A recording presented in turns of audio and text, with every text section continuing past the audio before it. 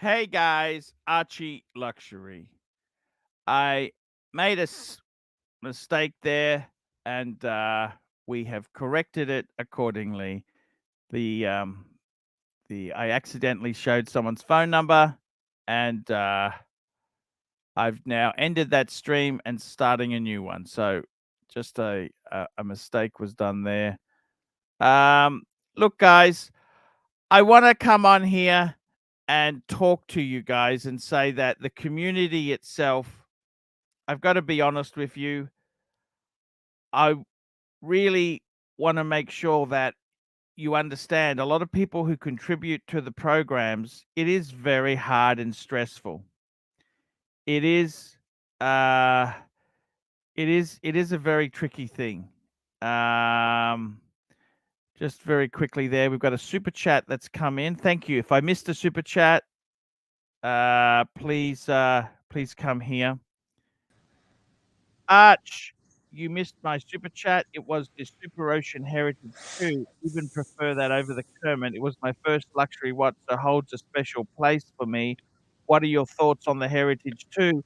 It's a soft watch to buy. By the way, Thomas Burdett, I sent you an email a couple of days ago, and I hadn't heard any reply. I would appreciate a reply to the message that I sent you. So if you could do that, I would appreciate that. And we've got TPY on there. Hello, TPY. Hey, I'm back. Hey, that's great. Yeah, we just need to fix that up. That was an oversight there. Look, guys, what I want to say is this. What I want to say is this. It is very tough to do this YouTube space. It is very tough to do YouTube. It is very tough to do this space. It And I is. I got to tell you, a lot of people that do this space and come on the show, it's easy to criticize them and laugh at them, but they do contribute to the show. And I got to be totally honest with you. It's a tough gig to do. It's a very tough gig to do. And, you know, I like to try and keep my spots open for people who want to come on. That's what I like to do there. So, I don't like to be judgmental. I give some hard advice at times. I'm uh, I'm actually really concerned for this. As I said, I'm concerned for this because I'm actually pretty concerned. But he's a decent guy there. Saber, how are you, Saber? Yeah, I'm alright, man. How are you? I'm okay. Very quickly, the Greasy Strangler. You missed my super chat on the look. That I love the Heritage too. I do love the Heritage too. I understand you might like it over the Kermit, but it is a soft watch in the resale market. It is a fantastic watch. I love it on the shark mesh. And I got to tell you, um, I do quite like the new Breitling stuff that's come out, though. They've kind of reinvigorating the brand a little bit. yeah, the problem is they've seemed to be relying. Yes, they have. They've got some great things. I reckon the Type 20 is beautiful. Yeah, I'd just be a bit concerned paying. They're still expensive. yeah, Breitling exactly. is very dear, and they're trying to reduce the discounting. That's the thing. I don't think they warrant full price. I I wouldn't think like to buy Breitling at full premium. it's the kind of watch that somebody who's already got 3 or 4 watches then goes out and buys as like the bit of fun. If you're going for your first high-end watch, I'd probably stay clear of it. Yeah. So there we go. There, Greasy Strangler, Frozen Yukon at $2. Welcome back, Funds Whiskey Fund. Speedy Hernandez, $2. Resume Dumpster Fire. Thank you so much, Speedy. Okay. Here we go. We got SR Bell. AC, is the Yachtmaster 2 inferior compared? Well, the Yachtmaster 1 is inferior to a sub. The Yachtmaster 2 is a different sort of complication, but I'm not a big fan. I'm not a big fan, but it is a Rolex. It is a sports Rolex. It's the biggest, baddest. I suppose the Deep Sea is possibly a bit bigger, but yeah. Is Jamie in the chat? Jamie's in the chat. Yes, we got Jamie in the Jamie chat. to jump on. I was so excited. I never got to meet him. Yeah, Jamie's a very cool guy. He's a lovely guy. He's I like him. Is he as cool as me, though, Archie? Does he have the wisdom that I have? Does he have the experience that I have? And knowledge and coolness? Yes. Yes, Does TPY, he? yes. Does he have the swimming pool that I have? Right? So you need to think. We need to think. What's happening around us that makes this world a good place and makes it a bad place? And I talk so much, I don't even know what watches I have. Archie, tell me what watches I have, please. Do you know my collection?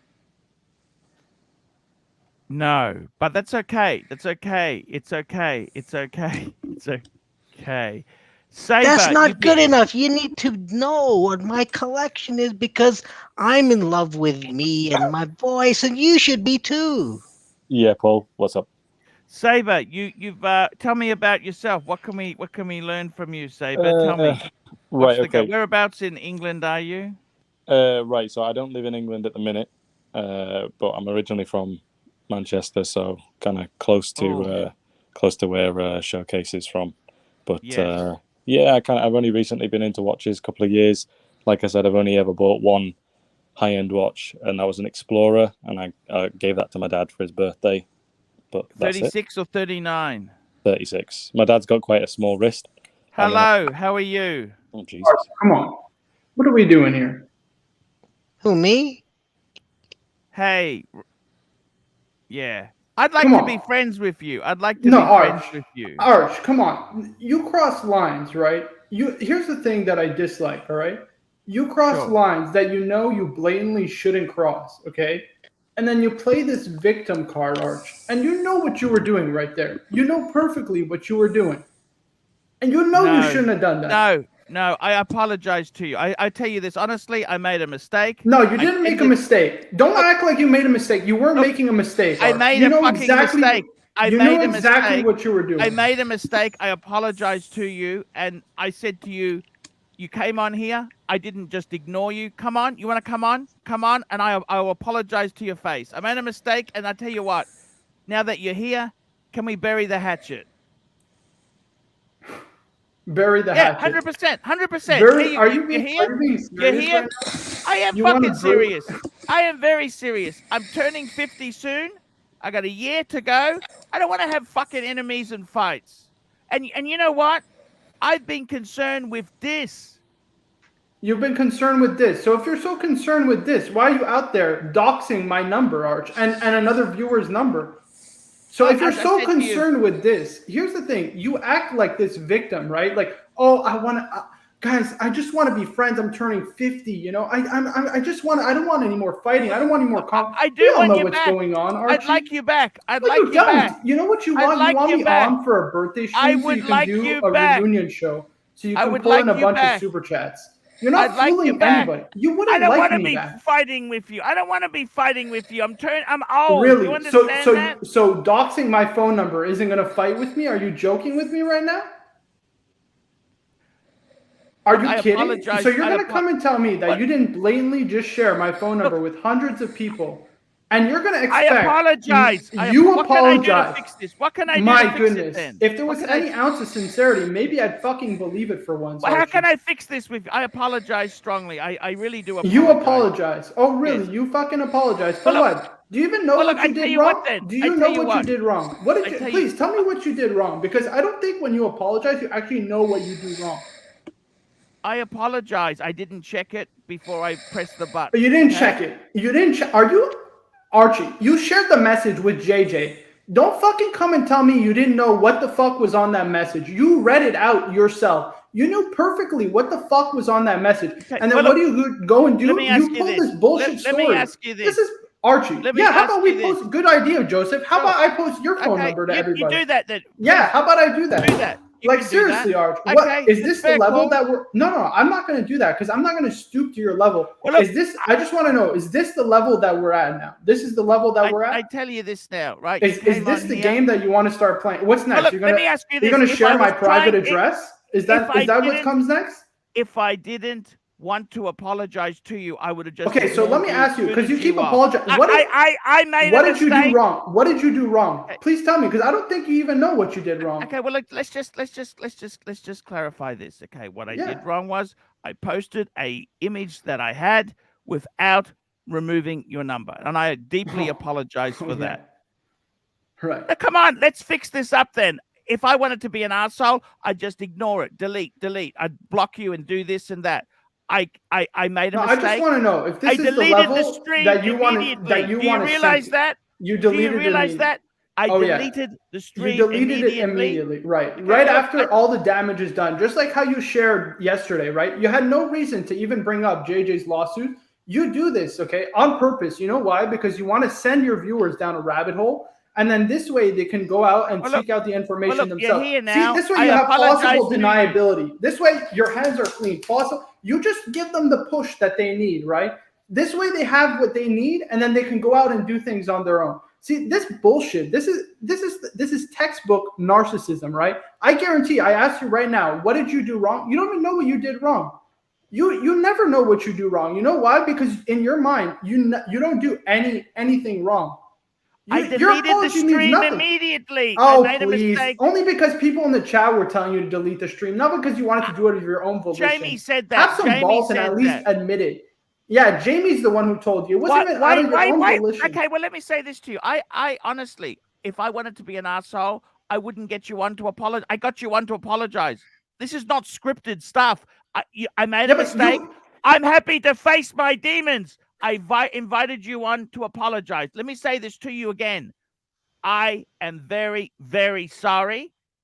And I would also like to, whilst you're here, to bury the hatchet. Listen, I'll take your apology, but I'm not burying the hatchet with you. You're crossing the line here, Arch. I would like to bury the hatchet with you. I'd like to bury the hatchet with you. I'm serious. I don't want to fight with you.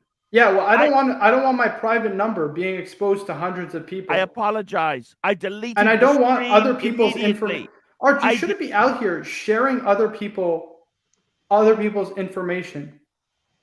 Listen, I see ER in the chat saying why she's shit about Marcelo. Okay, the reason I said something was because Marcelo told one of my viewers, who was actually a very, very nice guy, who you just doxed as well, by the way.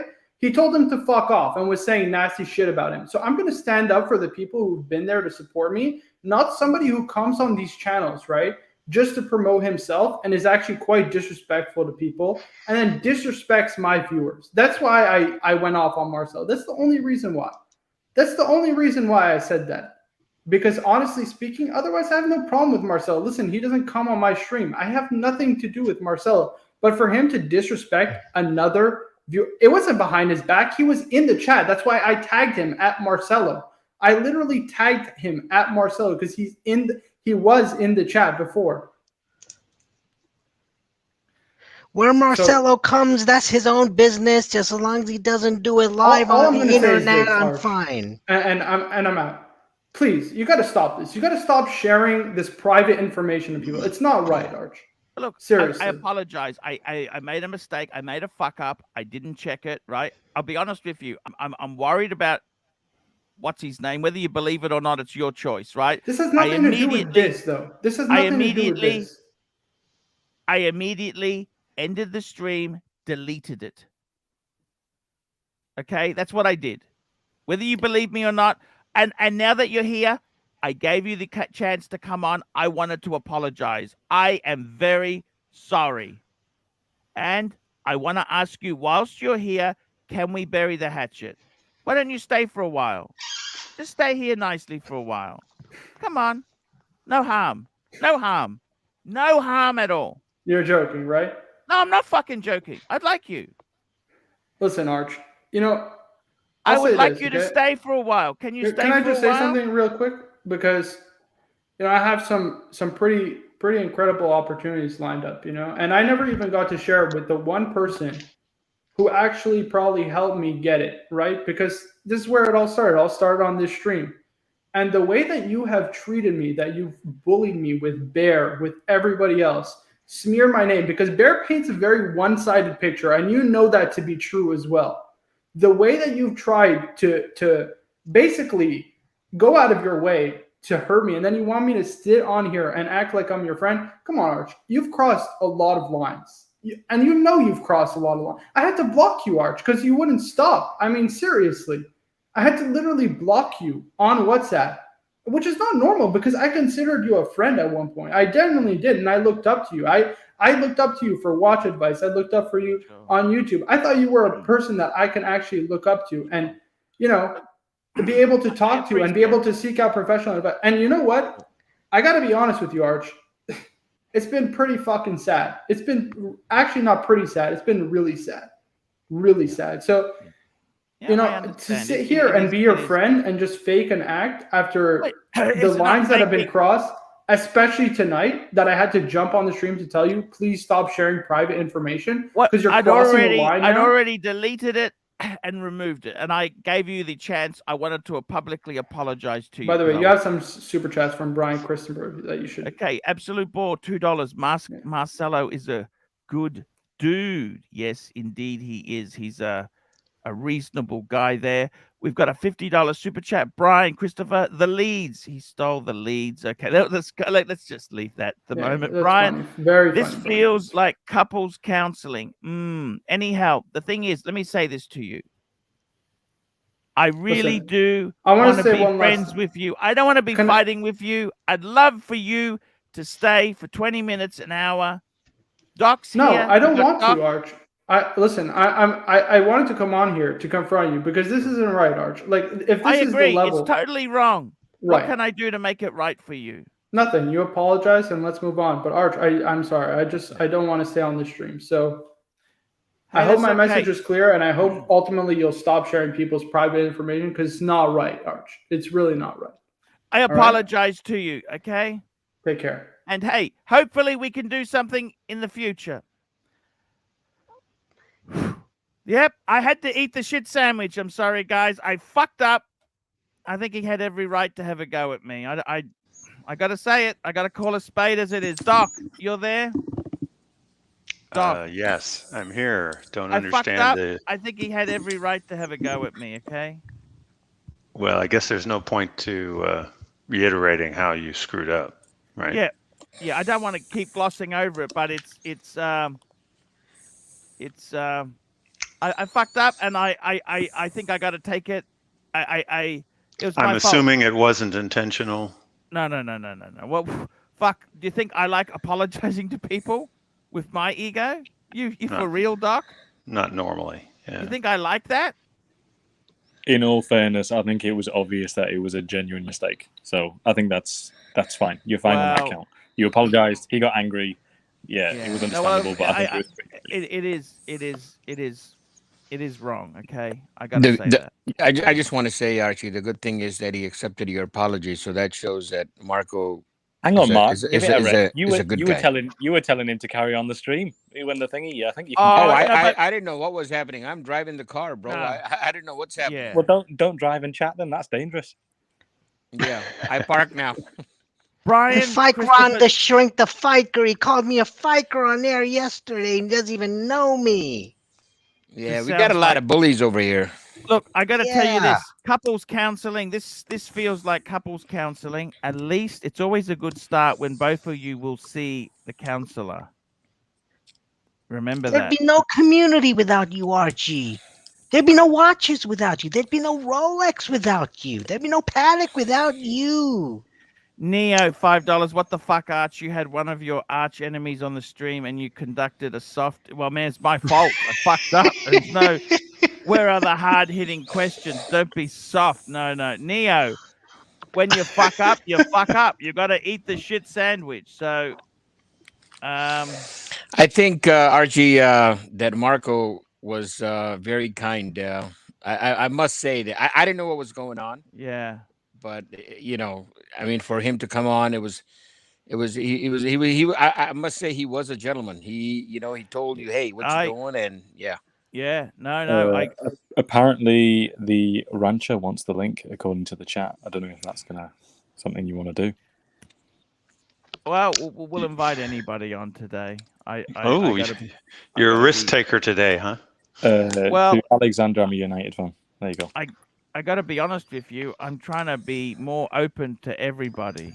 Okay, that's what I'm trying to do there. I got to be honest with you. DC and LV $2. Talk about Puppet Master #intentional. Thank you, DC. And we got Ryan Vlogs Life. There is someone vaping on the stream. Please stop. Someone's heavy breathing, like these crank callers from the 1980s and 90s. And we got the Rancher. Hello, Mr. Rancher. Okay. Dr. Rancher. I figured Counselor Rancher. I figured I would come on and apologize. Now, Marco, wait a minute. Where's Marco? He's gone. Oh, yeah, fuck. Yeah. Mm-hmm. Hello? That's one way of putting it. He's gone. Oh, he gone as well. Okay. The Limey, £1.80. Marco does my head in. Thank you. And we've got Ed Venus G, $2. Wristwatch check. You know what? Sometimes it's good to realize when you made a big fuck up. What watch were you wearing? Explorer 2. There we go. I fucked up and I was wearing my Explorer 2. Maybe it's jinked. What do you think? I talk so much I don't even know which watches I have. I'm going to have to get the information off air, but I'm dying to find out what the mistake was. It sounds like it was a legitimate mistake. I accidentally put up a message which had his phone number in it, okay? But you deleted it, Archie, so nobody can do anything now. You mean you put the message up before you read it? Well, I didn't realize I had the phone number in the corner, okay? Because it was a screenshot of I see. You put a message up, but up at the top. Yes, it had the phone number. So it's fucking disaster, Doc. What can I say? Okay, it's a disaster. So I stopped the stream, deleted the stream, and now I've groveled and apologized profusely. He wanted to come on. Instead of just blocking him or refusing to acknowledge it, let him on.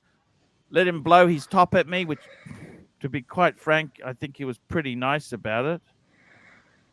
And I just said whilst he was here, can we patch things up?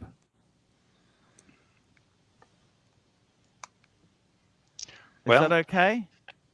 I would like to patch things up with everybody. You know that? I really would like to patch stuff up. Neo, $5. Okay, enough with the immature stuff. Bruce Dis, we truly wish you well. Truly. Yeah, hopefully Blue Shirt's doing well. And hopefully Dis is doing well. Yeah, what happened with Dis yesterday?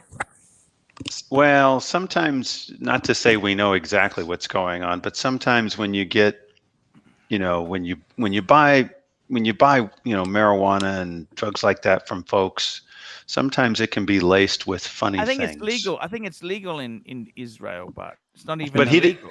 But he doesn't grow his own. He buys it. But it's not illegal. It's regulated industry, I believe, like California. So he's getting it from a shop. Then it should be legitimate. I believe so. It's laced with turmeric. It's laced with turmeric. Ooh, that's good. That's quickly. Real good. We got a super chat from ER. Everyone makes mistakes, but ultimately, Marco, if you hadn't written any of that stuff about Marcelo, none of this would be happening. I don't think it was intentional by Archie. Just my thoughts. ER. I stuffed up ER. I can't hide behind anything. I didn't check my sloppy. Okay. It sounds to me like you were acting emotionally and you didn't give yourself a chance to be logical and look over the thing and see what information was on there. Exactly. I got to be honest with you there. Did Marco say that he tagged Marcelo in that chat? So he was saying that stuff to Marcelo directly? I believe so. That's not particularly nice. Well, look. I got to be totally honest with you. I don't think I should be calling anyone today, you know? I think let's just blame Mark. Yeah, let's blame Mark's microphone and that website. The fact that he's driving. Hey, where's Ron the Shrink when you need him? Ron the Shrink thinks that me and producer Mark are the same people. What is he on? No, we're two different people. Exactly. Anyhow, you need to get your hearing examined, man. You call me a fiker. I just want to say, you know, I'd like to be able to do something with Marco. He's not look. He's a young guy. I'd love to do something with him again in the future. I think we should bring Marco back. Archie. Hey! I've asked him back. He's got to. I don't control the guy. I think Showcase was right about just dropping the whole thing and moving on with watches. But it's the drama that everyone likes. See, this is the problem. It's all very nasty. This is the thing. We want personalities. We want this. We want to patch it up. That's what we want. You know, the community. I didn't think patching things up was drama. I thought that was reverse drama. Well, you know how it is, Doc. You know how you break up with your girlfriend, then eventually you really want her back, and she tells you to go get fiked. It happens. Yeah, I think that's where I am now. They don't want to come back anymore. And sometimes, just like in a relationship, it's best to just move on. But it's very hard to accept that. It's very hard to accept that. Oh, yeah, it's easier said than done. I mean, that's why Showcase was saying it, and you haven't done it yet. Yeah, so I just want to say again, I apologize. So I've tried everything. I've deleted the stream. I stopped the stream. I made it private, and then I deleted it. And then I've restarted. So what a disaster. And I've apologized. I let him on, and I apologized. And you know what? Let's just keep peddling here. Hoff on Smash, $5. Did JJ delete the stream when he doxed your phone number while calling you on WhatsApp? Prayers to dis. Look, you know what? I don't even care. You know that he's I don't think honestly, it doesn't really matter, you know. And he's not a bad guy. JJ's actually cool. He's not a bad guy. You know that, to be completely honest with you, he is not. I actually like talking to him.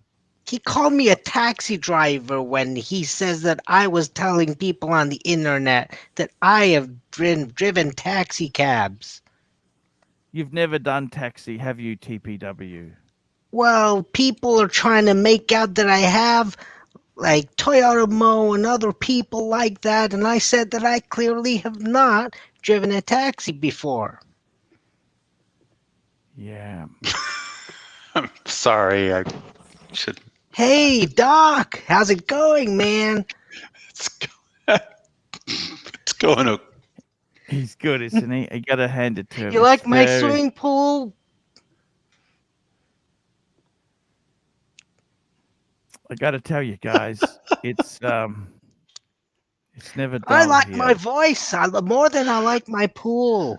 I like my voice, and I like just talking and talking and talking. I muted myself for a reason, and you unmuted me so you could hear me laughing. That's not good. That's not good, Archie. That's not Ryan good. Vlogs Life. I'm muted. Poor It's not me form. making that noise. It's Mark. I'm muted when I'm not talking. It's Mark making that noise. So, Saber, how old are you, Saber? No, sir, it's not me. I'm Me, on I- Saber, I just turned 28 today, just about 55 minutes ago. Happy birthday to Yeah, you. What a bloody show to come on to as the first time. Yeah, 21st of October. I'm 23rd of October. So you're 20th, aren't you? You 20th? No, 21st. It's 5 to 1 in the morning in the UK. Fuck. Yeah, but I'm off work, so I've got some time What do off. you do? I work in healthcare. Okay. I work in healthcare. Yeah, that's the most I'm doing. Whereabouts in the world are you? What country? I'm in the UK. UK. It sounds like he doesn't want to be specific. Yeah, I mean, I don't know why. People start going. You don't know why. Tell me this: are you going to get a luxury watch for yourself? So when I was going to reach that milestone, I was going to buy Rolex for myself, but then you bought it for your dad. What made you buy it for your dad? Can I ask you that? First of all, that's a cool move. That is very cool. It was his 60th birthday, and I just figured that, right. So one of my other something happened to somebody else I know who's around that age as well, and it kind of just made me feel like I'd probably just rather get it for my dad than myself. I've got hopefully 39 or 36. 36. My dad's a small guy, so the 36 actually sits better on his wrist than the 39. Also probably your dad would be used to a 36. Hello, speak of the devil, Marcelo. How are you, man? I fucked things up today, Marcelo. Fuck. I heard. Fucking hell, Marcelo. I was in team stream when this happened. I mean, but I hope it's okay. Yeah, look, it was. I got to be honest with you, Marcelo. I didn't intentionally, whether he believes me or not, I didn't intentionally do this. It was a fuck up, and I immediately ended the stream, deleted it, and I apologized. And then he came on angry, as you would expect. But he came angry. You don't even know why. No. He didn't came angry.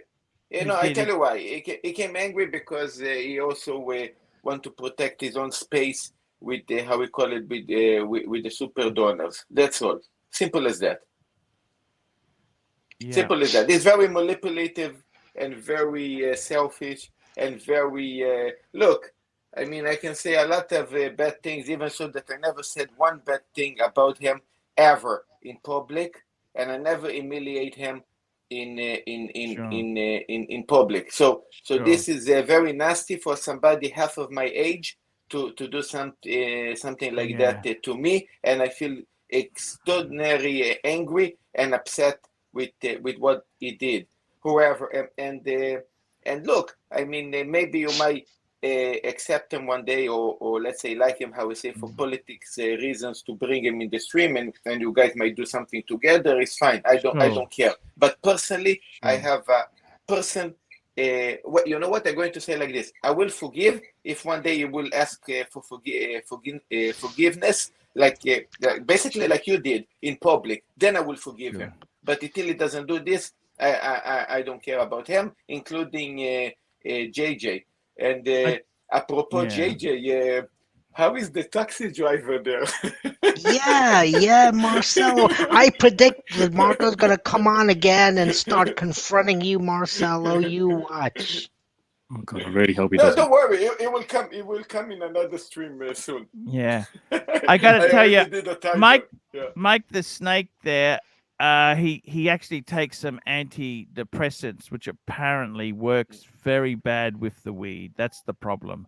He's on some. I'm not a psychiatrist. I'm not a doctor, but from what I've been told, because I spent quite a number of hours trying to fix this stuff up with him. Where's Ron when you need him? Yeah, it's basically it's cross. You know how it is when you're on medication. He doesn't drink. One good thing is he doesn't drink. Okay, I will say that this does not drink. Really? Yeah. Well, I think so. That's what I've been told. But anyhow, look, the thing is this. I got to tell you honestly, I spoke to his mum yesterday. His mum. And she's really lovely. His mum is really lovely. She's really nice lady, and I've actually given some money back there. I gave some money back there. Just check something there. Hello? I gave All right, some money back. I have to go and collect the fare now. See you later. Bye. Hey man, it's all cool. Parody account like crazy. Look, yesterday, I mean, regarding, there is a lot of exceptions about who Archie is and how he is, but really, I mean, he have a good heart, because also yesterday Austin came to my restaurant with another friend, and Archie called Austin regarding this. He called a team. He called everybody. Archie did that. He called everybody, and concerning about this. I mean, if Archie is the evil, if Archie is that bad, I mean, a bad person don't do that. I mean, just for public people to understand. I mean, I know there is a lot of hate and a lot of division here in this community, but I believe. Look, I am Jewish. I cannot say whoever believes in Jesus Christ. Yeah, but you guys understand what I mean. That Sure. whoever believes in how I say Jesus or Jewish God or Muhammad or whatever, people should be forgiven. Whatever happened in the past, even so, I don't think, to be honest, I don't think. Look, Archie is not pure gold, but the others either. So I don't think that in politics reasons we actually divide everybody and you see all these divisions, but the other guys are not pure gold as well. So to come to Archie and to say he's the only bad guy, I'm sorry, he can be bad, but he's not the only bad guy, in town. So this whole thing need to kind of reunited and need to stop. This what I think, and especially $8. If I hear the word docs one more time, I'll pop fike me dead. Thank you, Cook K. Brian Christopher, the leads. He stole the leads, and ER, of course, very kind to. I tell you what, that woman there, very kind, forgives. Look, I can understand. He's upset because he thinks I did it intentionally, right? Because it's from his side. He sees that, right? And I get it, right? But it was my own stupid mistake, and Things I'm happen. Mistakes are made. Embarrassed. I think it sounds like an honest mistake. To be honest with you, I feel really shit now. I feel really shit about the whole thing. ABC, how are you, man? Hey, Arch, how's it going? Hey, man, I got a nasty message from you yesterday. You put a comment there. You couldn't come on because of the other people. Yeah. Unfortunately, with StreamYard, I could only have 10 people on. I had a bit of a drama with this yesterday. Okay. Yeah, I saw that. And I'll be honest with you. I haven't been thinking straight. This is I'm not trying to blame I'm not trying to shift blame because I fucked up today, but I've had to delete 2 streams because this has acted. How do I put it? This has acted. Why don't we just keep the rest of it private? Yeah. Okay. Apprentice 505 pounds. Thanks for helping this. I don't know if I've helped him. It's not that quite easy. You know what I mean? Well, you did help him. You helped him by contacting his mother. Yeah. Because it wasn't like you just had his mother's phone number and you called. You had to. No. You had to go through a number of iterations to finally get to his mother, and it probably took at least an hour or so to do all of that, and then you finally did it, and there you are. Well, it was actually more complicated than that. You also contact a friend of him in France, and that's right. It wasn't just a straightforward phone call. I got to be honest with you. I do worry. I tell you, be honest with you, I'm worried about a few people. Another person I'm really would love to I'll be hear just from. fine, by the way. I will be just fine. Is Okay. Johnny That will be is fine. Johnny Casual? I don't know if you remember a guy called Johnny Casual. Plenty of turmeric. Do you remember Johnny Casual? ABC, do you remember Johnny Casual? I've seen a few of his things, but And I've never what worried really me watched with his him channel is much. he was quite he wasn't fat, but he was like a solid guy. You know what I mean? Then I saw a video where his Subaru broke down.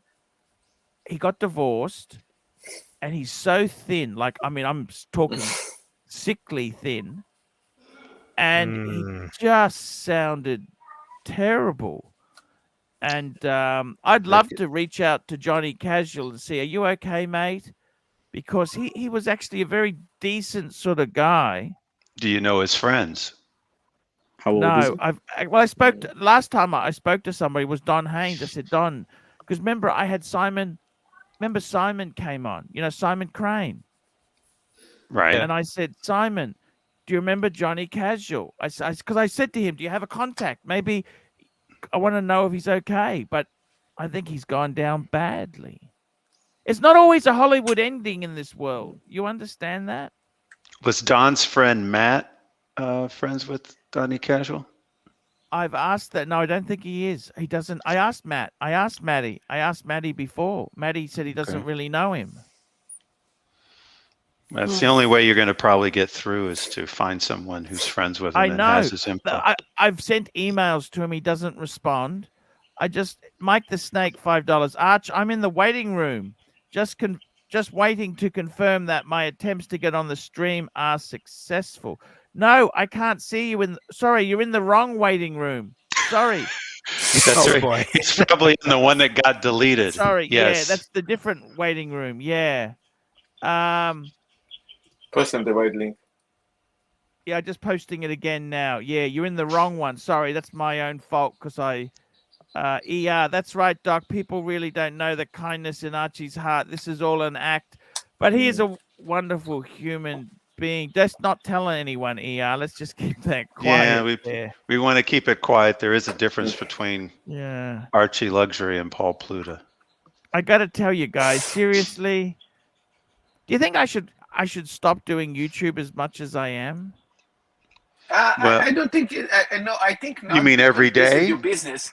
No, I'm sorry I interrupt, but because I wanted to say okay. no because You're this not is sorry. because this is this is your business, and the reason I interrupting is because we have now surround us very wise and very good people, but and they are very how we say good people as hosts. I mean, I believe nobody out here beside me and Archie are YouTubers, you know, that also making videos and content. So as a what was that? There's one more YouTuber that I don't know here. I was just mocking it. Sorry, carry on. Saber said he does OnlyFans. Just quickly, Pendulum, $200. Your care and thoughts about this demonstrate that you have a great heart. This super chat is to help you recover the cost of the refund to Dis. Yeah. And thank you, Pendulum. Yeah. What I've actually done is I refunded. He did actually pay me about 2 weeks ago $130, $135. I've refunded that because that's very easy. I just press refund and it goes back. I'm gonna go through. But this is also not good because you give him back, you're just going to spend it to somebody else. I mean, like the refund need to go to that's not necessarily true. I spoke to his mum, and he's going to give the credit card to his mum, and we're going to try and get it cleared a bit. Okay. See, that's not necessarily true. I mean, you know, people can have moments where they're going through the spending spree, and then they regain themselves, and it's too late. Yeah, but you're 100% right on this. But don't forget that it can happen to us and a lot of us. But in this case, it still need to be treated. It still is 100%. How we say fixed. And then get your credit card, do whatever you want to do, no problem. But you need to be mentally 100% fixed. Not giving money now and tomorrow I'm okay. I'm sorry, I did a mistake. I was under influence or stress. This is not his case. Sometimes in those sort of circumstances, if you do that with somebody, it makes them feel like they're not very capable, and that doesn't help them recover. So, but that's the reason that Archie getting through to his mother was a critical point, because someone like that is going to be able to intervene appropriately and get him the help he needs that's appropriate.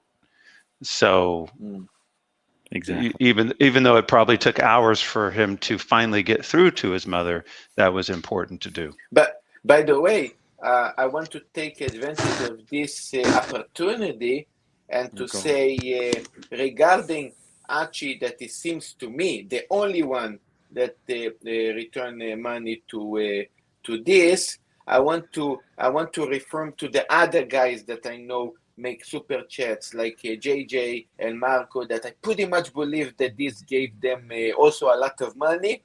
If you guys are men enough, instead of just jumping and making noise, refund the money that this gave you all this time back to this, or more likely back to his parents.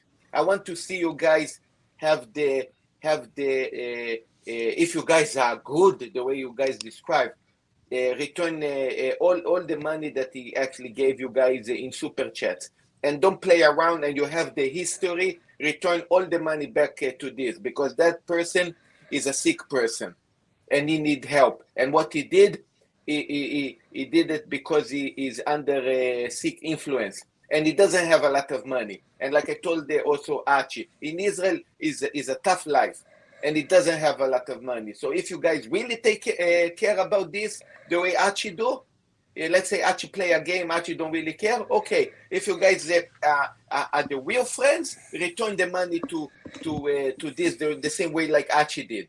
I want to see you guys doing that, if you guys are men.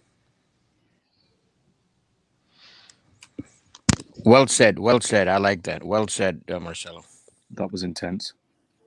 We got Mike the Snake here. Mike the Snake. Now, Mike, you might think his name's a bit. Mike, Doc, where's Doc? Doc's there. Mike the Snake, that was a racing name. He used to race. This is the guy who had the Pantera. Ah, okay. The Di Tommaso Pantera. So Mike the Snake is a racing name like Don the Snake. Yeah, exactly. Just very quickly, Absolute Ball, $2. Mr. Pluto Senior has the answers. Yeah, I'm gonna see my dad. Actually, he's doing okay there. Mike the Snake, how are you, Mike? Let's just do an audio check. Hello, Mike. Can we hear you, Mike? Probably has to change his cam stroke mic setting. Yeah, ironically, somebody called Mike, we're not able to hear him. Ironic. I don't hear you. Yeah, That's can't interesting. hear Mike. No. Do you remember that Mike needs a WWF mic, wrestler? is what There was a you're saying. WWF wrestler, Jake the Snake. Jake the Snake, yes. Jake the Snake. I don't think his had to do with racing cars. So tell me this. I think that's an incredible thing. You know what happened to me? I owed my dad a couple $1,000. Okay. As you do. As you do. And he said, Paul, that's a nice Rolex you got on the wrist. He said, what watch is that? I said, oh, it's a Rolex. He goes, you owe me a couple $1,000 still. Give me the watch. And I said, hey, that sounds like a great idea. And it was actually, I was happy to do it. Can anybody hear me? Hey, Mike, how are you? Mike the Snake. Can anybody hear me? We can hear you. We can hear you. It sounds like you're in an operating theatre. I was going to say, sounds like a patient. This is air conditioner in the background, I reckon.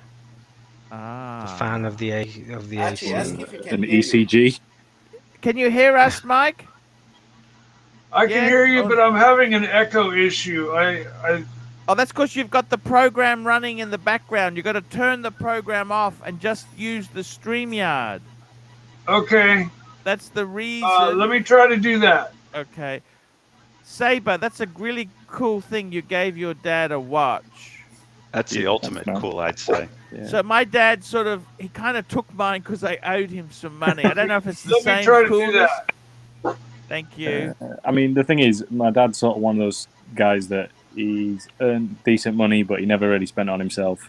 So it was just, I had the opportunity What did to your do dad it. do for a job? Tell me about this. My dad also works in healthcare. You know what? It's just, he's a good guy, and I just wanted to do it for him. How many siblings do you have? I have 2 older siblings. I'm the baby of the family. Did they chip in as well? Yeah, right. It was like a personal thing for me that I wanted to fund it myself. And I kind of set it as like a personal goal almost. They wanted to. They chipped in on other elements of the day, but I paid for the watch. Okay, you wanted to do it as your personal gift. Yeah, totally. And what did he say? Did you film it? Because you should. Did you film it by any chance? Yeah. So we picked it up from the AD, and the AD were really good in terms of keeping it a surprise and stuff like that. And we filmed it. Yeah, he got emotional. He actually got emotional. My dad's not one of those kind of guys. He's quite old school, Yes. Yeah, but it was really good, and I'm glad that I did it. And also, if he ever claims that I'm ungrateful, I can just say, "Look at your wrist, you dickhead." So what did he? So you got it. He loved it. Does he wear it every day now? How it was a special occasion or every day?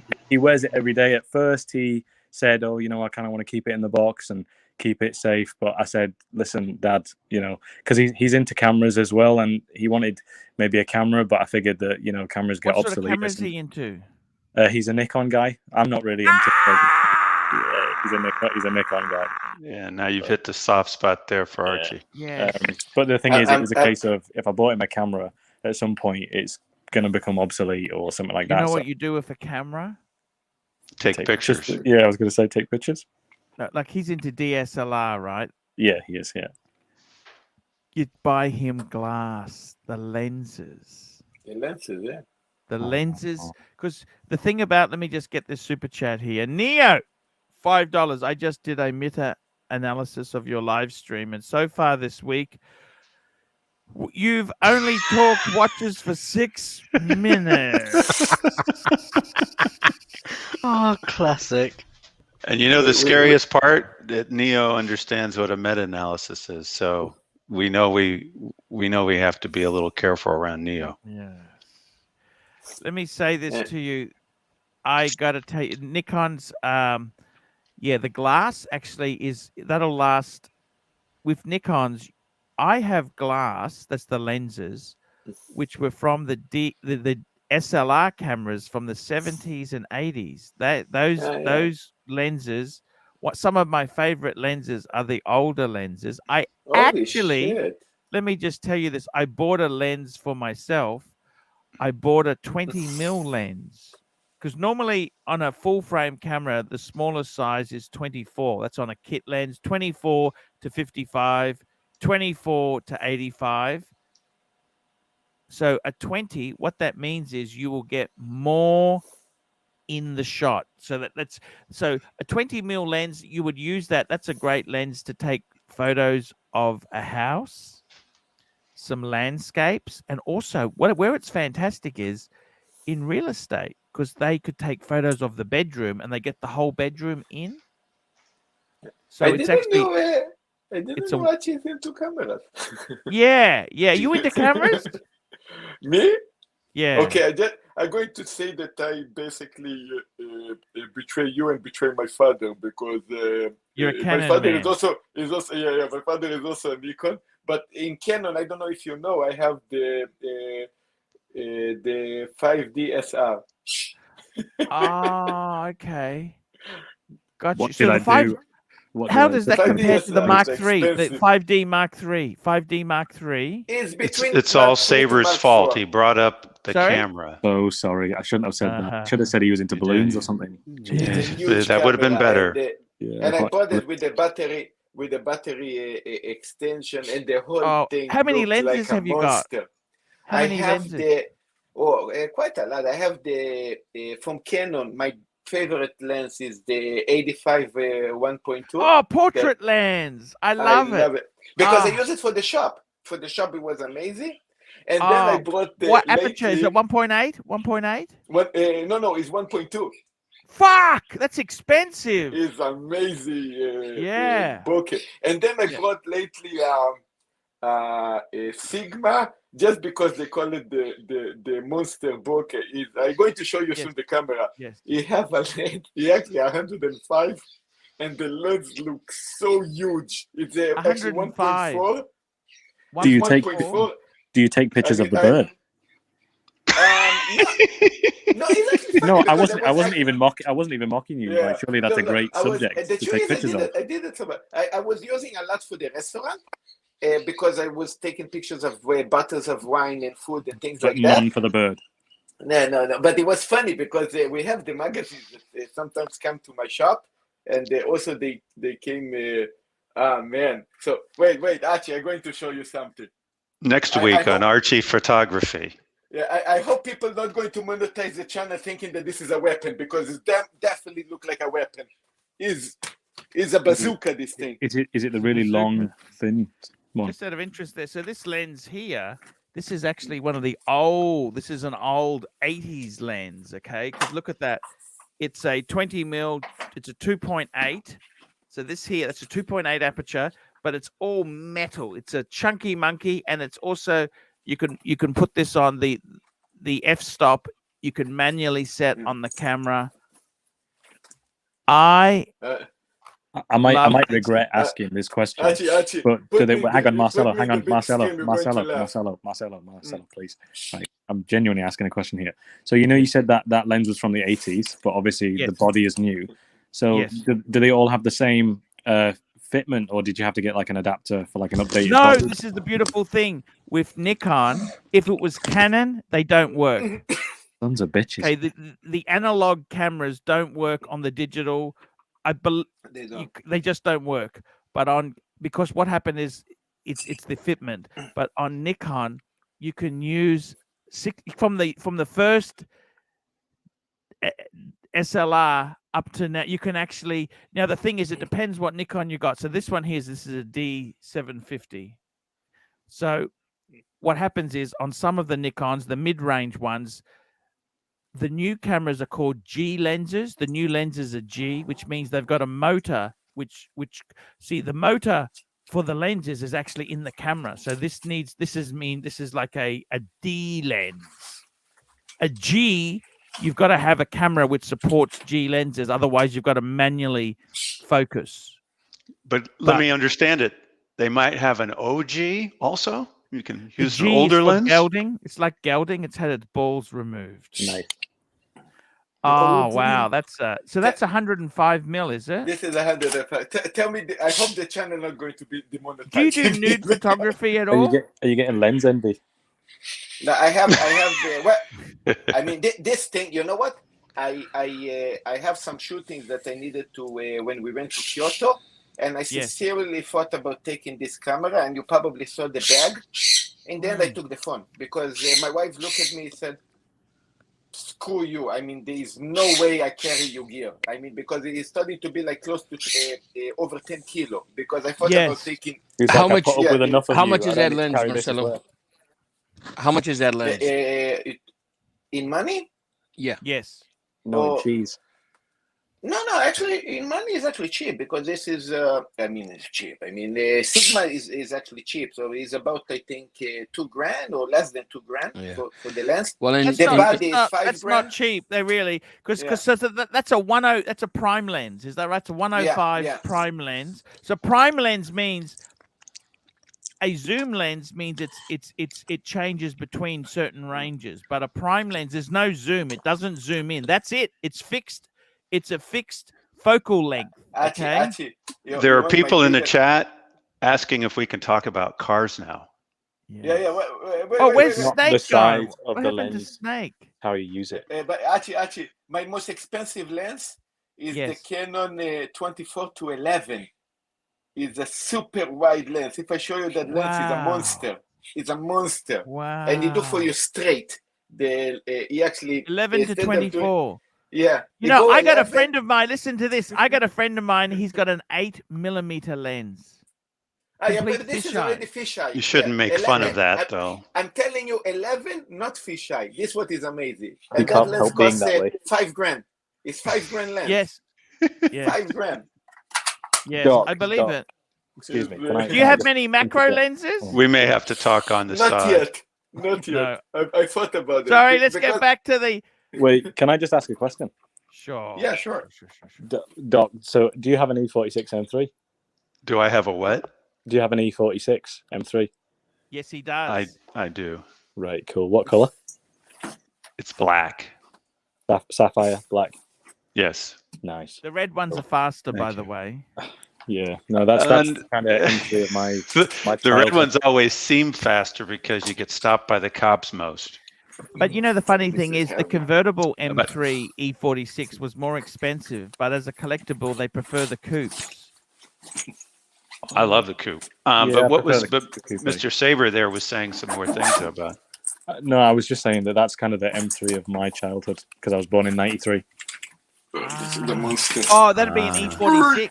That'd be an E36. E36 is your childhood. No, but he means when he was a teenager. Yeah. Do you know how you always imagine, like, your idea of wealth is always what you imagine expensive things when you were younger? So, like, FD55 DTS is my sort of Ferrari, mid-engine V8 of that generation. That's kind of what I see myself in if I was So like mine is a 2005, and you would have been right about junior high, early high school. I would have been 12. Yeah. Yeah, so that's kind of that. I remember sitting in. My dad had an E46 as well. So your dad had an E46. Yeah, he did. I think I've had you on here before, Saber. No, this is the first time. I'm a long-time listener, first-time caller. Promise you. This is it. I've been in the chat. A few times. I have a good Jamie Opulence impression, but other than that, that's that. Tell me this. Okay. Your dad. You're competing with ABC, by the way, with the impression. What did your mum say? What did your mum say when you got your dad the watch? My mum. I think my mum appreciated that I cared about my dad that much. I think. She kind of got a bit more. Would you get one for your mum? Was that pushing it?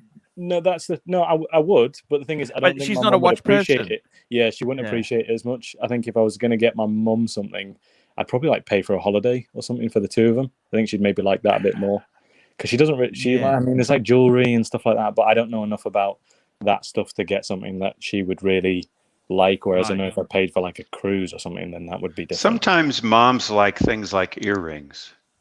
Sometimes. Yeah, but I don't know. I feel like a bit of it. I couldn't walk into like a jeweler's. Sometimes moms like things like earrings. Is that Mark? I'm blaming Mark. No, sorry. it's Marcelo. Marcelo's okay. He's just. I don't know. I feel like if I walked into a jeweler's, I don't know. I think I'd get my pants pulled down if I started talking about prices about earrings, and I'd be like, You know what? I think the answer is there, right?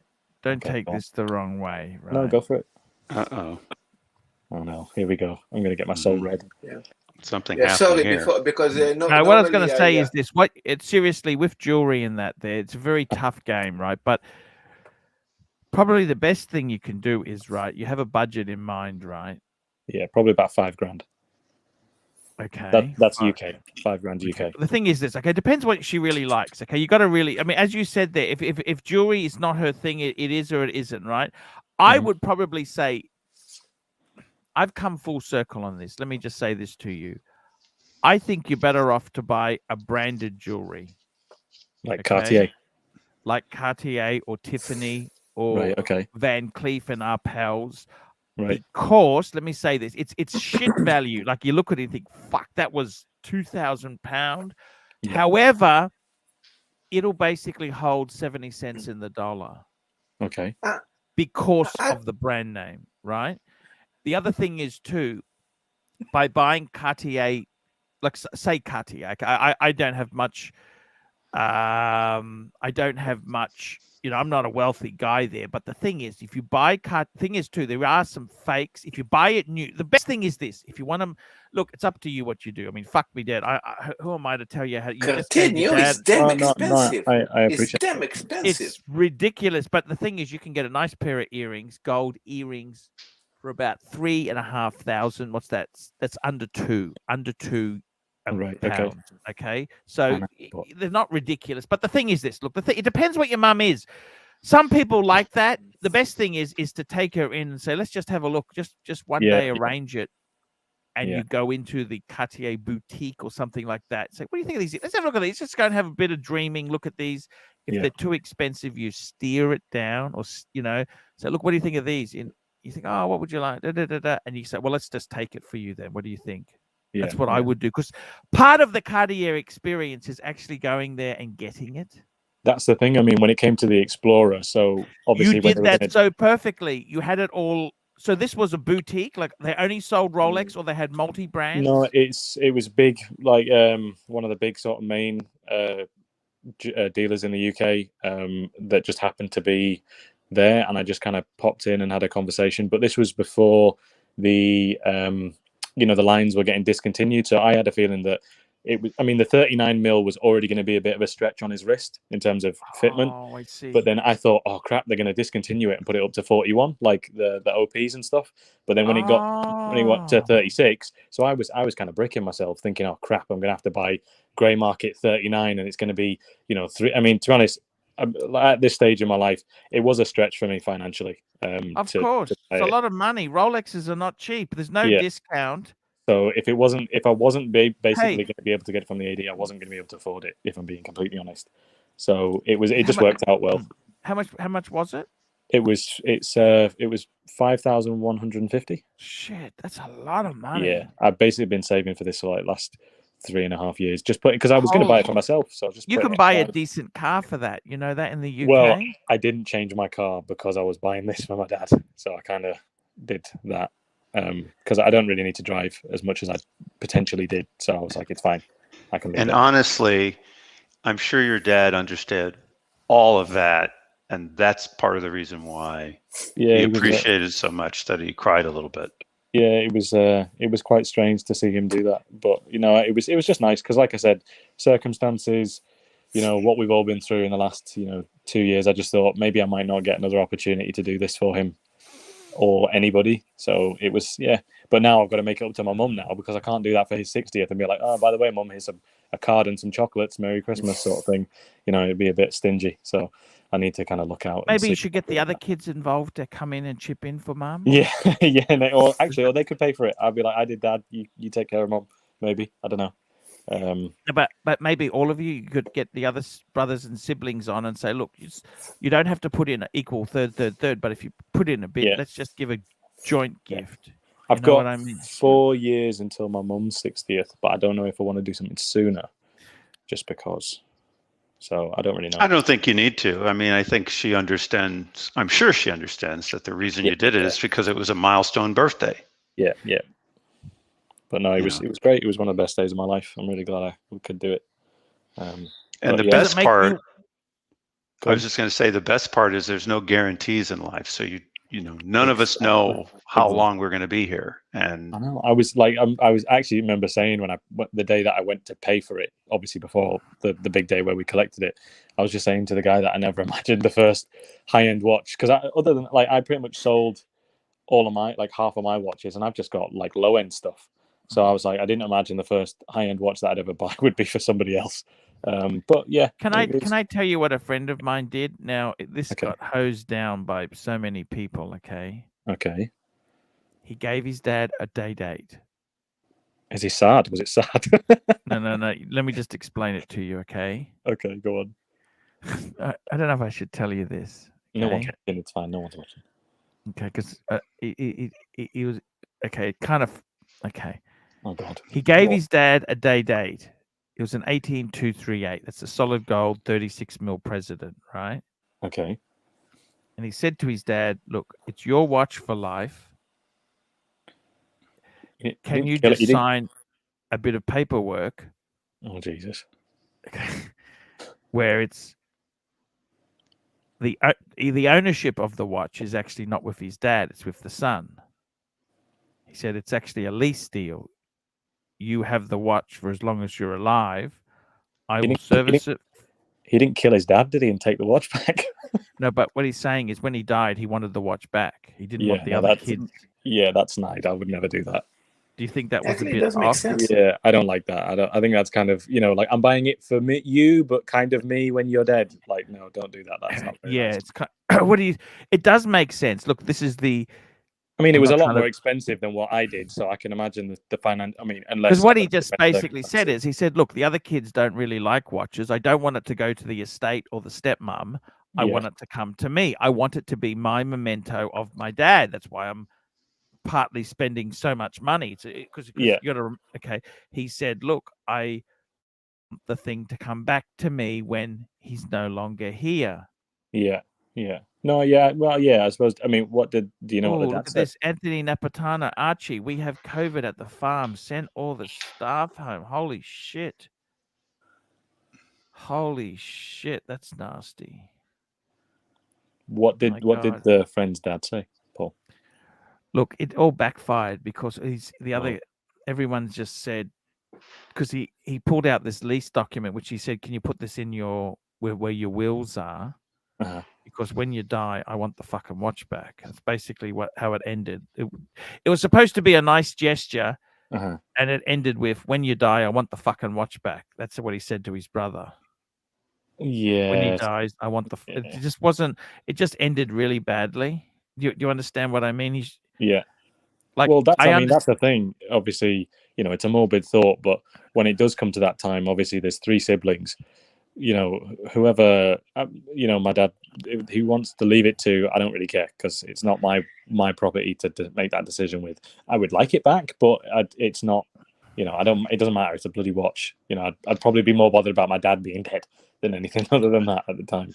I think it depends on your relationship with your siblings too. Like, I know with my siblings, they would say it goes to you. And that'd be it. Yeah. I mean, the thing is, they've got kids and I haven't got kids, so I don't know if it would be like, we'll pass it on to our kids. It's a very, very tricky situation, but I got to tell you, man, what a lovely gesture. Yeah. You know what? Itself, I got to be honest with you. The problem is, it's a lot of money. I can't. I got to tell you, £5,000. Holy shit, that is a lot of money. That's what I was lucky that the AD actually sort of, and it kind of feels a bit weird to say, it gave me the opportunity to buy it. Did you pay before your dad came into the store, or so did you? What we did was, Tell me what it was you did. it was quite last minute in terms of, I only actually got the call for the watch maybe about 3 weeks before his birthday, because I'd been in and spoken to him, and the thing is, you know what it's like, you have to go in and blah blah, and they need to get to know you and all that bullshit. But to be fair, like, the 2 members of staff that I dealt with were really, really nice and helped me organize the surprise, so it was nothing on them. But obviously business is business, and I had no buying history with them or anything like that, so I knew it was going to be a bit of a stretch. I actually kind of figured that it wasn't going to happen, but yeah, like I said, 3 weeks before I got the phone call, we've got a watch for you. I rushed in, organized it. I didn't have the money there and then. I needed to get paid because I had some car trouble as well. So then, what sort of car do you have? Oh, right. So I've got a 2010 E87 118D automatic with 170,000 miles on the clock. 118. That's a 3-cylinder one. It's is it possibly? Yeah, it's a detuned 2-liter diesel automatic. No, that's not the 4-cylinder. Okay, that's the same one they use in the minis, isn't it? No, I think that was before that. It's a 2010, so I think that was before. 118i. How do you find it? It was my first car. Like I said, it's got 170,000 miles on it now, so it's a bit of a tractor, but it gets me from A to B. And the thing is, I quite like cars, and I just don't see the point of updating my car for something I don't actually really like. So I think maybe the next car I get, to be honest, I'm thinking I might just get like a Corolla and then put the money towards something I actually do like to drive on the weekend. Maybe if I can kind of save my pennies and get something nice. Because I don't need an expensive everyday car. You can't see it. You look at it from the inside. Everybody else sees that it's something expensive. Meanwhile, I'm the mug who's paying, £600-700 a month for it. So I'd rather just get like a Corolla, nice decent Corolla on a finance deal, drive that to work every day, and then, like I said, my ultimate goal, if I can get it, is the F355, if I can. So what you're talking about isn't a BMW though. It's another car you have. An F355 is a Ferrari. It's a Ferrari. Yeah, I'd get the GTS. Explain something. Saber. It's expensive. I know. Can I explain to you? Go for it. Something about childhood fantasies. Oh, go on, kill me. Go on, kill me. Okay, because I'd never been in a Ferrari. I'd never been driven. Until a couple of months ago, and I also had never been in a Lamborghini. Can I tell you something realistically? Go on. I'd always loved the Lamborghini. In my day, it wasn't the Countach, it was the Diablo. Oh, the Diablo, yeah. The Miura, that's going back a bit. Sorry, go on. And I actually got to go in one. Okay. They're fucking uncomfortable. I know, but was that not when... It's a little tight. Was that not when Lamborghini was owned by... Was it a Malaysian company? No, this is when they were still proper. This is in the 90s. Oh, okay, okay. No, I thought they were owned by the Malaysians at that point, and it was a bit weird. Lamborghinis are tough if you're over 6 foot. They're just tough. Look, there's so much. It's such a big car, but there's absolutely no fucking room to put anything in them. Yeah. You know that? Yeah. Like it's kind of weird because it's mid-engined, right? It's mid-engined. So it's not. There's no boot. There's a front thing, which a fruit. Kind of. Yeah, there's nothing in the car you can store anything. It's, how do I put it? It's a very hard car to live with. Okay? I know, but this is why I'd have the Corolla as a day-to-day. So if I need to go to the shops or IKEA, I can do that in the Corolla. And then when I want to put some leather gloves on. Put your wallet did you see that? Even Prince George apparently has IKEA furniture. Did you see that? The royals use IKEA. I'm not sure that's legit. I'm not sure that's real news. That's probably. But so you have a daily driver Ferrari. No, he's got a BMW 118i, but he would like to in the future. Next car, he's saying he wants to get a Corolla, which is just a washing machine. Yeah. And then possibly have a fantasy car as a weekender. He's looking at, and they've got to remember too, in the UK, Ferraris are actually fucking cheap, and that's the reason, because they rust that dock. Yeah, it rains a lot. You know it. He should get an Aston Martin. He should get an Aston Martin with 100,000 miles on it. Oh Jesus! Or either that, or I'd get an E46. I'd get an E46 M3 manual. That would be my sort of. I think the E46 would be a better. Yeah, I think so too. It'd be much more easy. It's my mostly daily driver. I mean, I do drive my Porsche occasionally, but I don't. I drive the M3 the most. I mean, to be honest, tell me this: what surprise did they do? Okay, so when you brought your dad in, what did you say? How did you? I just want to hear, how did you do this? Details. What exactly did you do?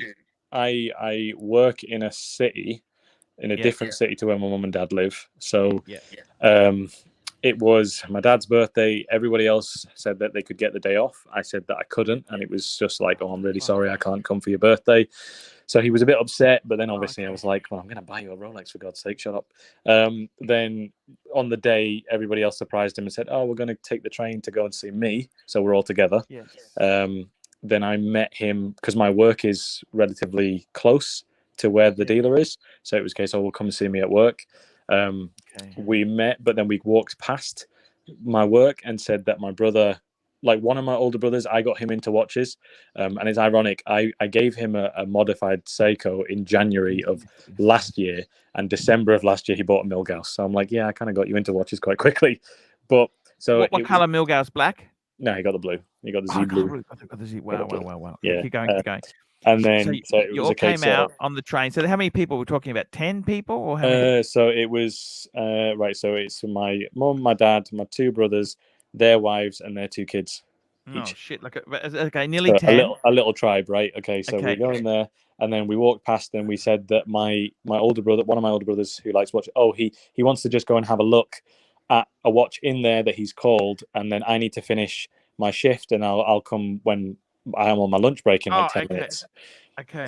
So then everybody went in, and then it was just my mum and my dad came into my work. I showed them around my work, said, look, here it is, da-da-da-da-da. Then I was like, oh, we'll go see where everybody else is. We went to the dealer. The Rolex, they have a specific room for Rolex upstairs, like the whole first floor is just all for Rolex. They have little booths and stuff. So we kind of sat down, and then the manager brought out the Explorer and offered it to my older brother and said, "Oh, this is the one you want to look at." And then my brother was like, "Oh, this is nice," and then said, "Oh, Dad, what do you think? Do you like it?" And then my dad's like, "Oh, wow, that's cool," and then we were like, "Happy birthday." And he was like, "What?" And I thought you were planning something. And he started, and it was funny. There was a guy behind us who was like turning around, like trying to find out what was happening and stuff. But yeah, no, it was he got very emotional and was like, "Oh, God bless you all," and all that kind of stuff, which was kind of nice. Oh, that's beautiful. Like I said, you know what? I think the AD, from the impression I got, I mean, I know everybody's probably had different interactions with dealers, but I think that those particular group of staff, you can tell that they do, on occasion they do want to sell to certain people, but they can't because it's not business worthy. So I think this was an instance where they actually were like, "Yeah, I quite like to sell that to that individual." Because like I said, I had no, I was a Diego. I had no history with them. I just went in and bought something that is, I mean, let's face it, it wasn't like I was asking for a Rainbow Daytona, but it's not exactly a watch that you can just walk in anywhere and buy. But you can't get anything. There's absolutely no steel sports, man. And it's honest, even a Datejust now. I've seen that people are even like being put on lists for Datejusts. Yeah, and the Explorer would have been the one that I'd bought for myself.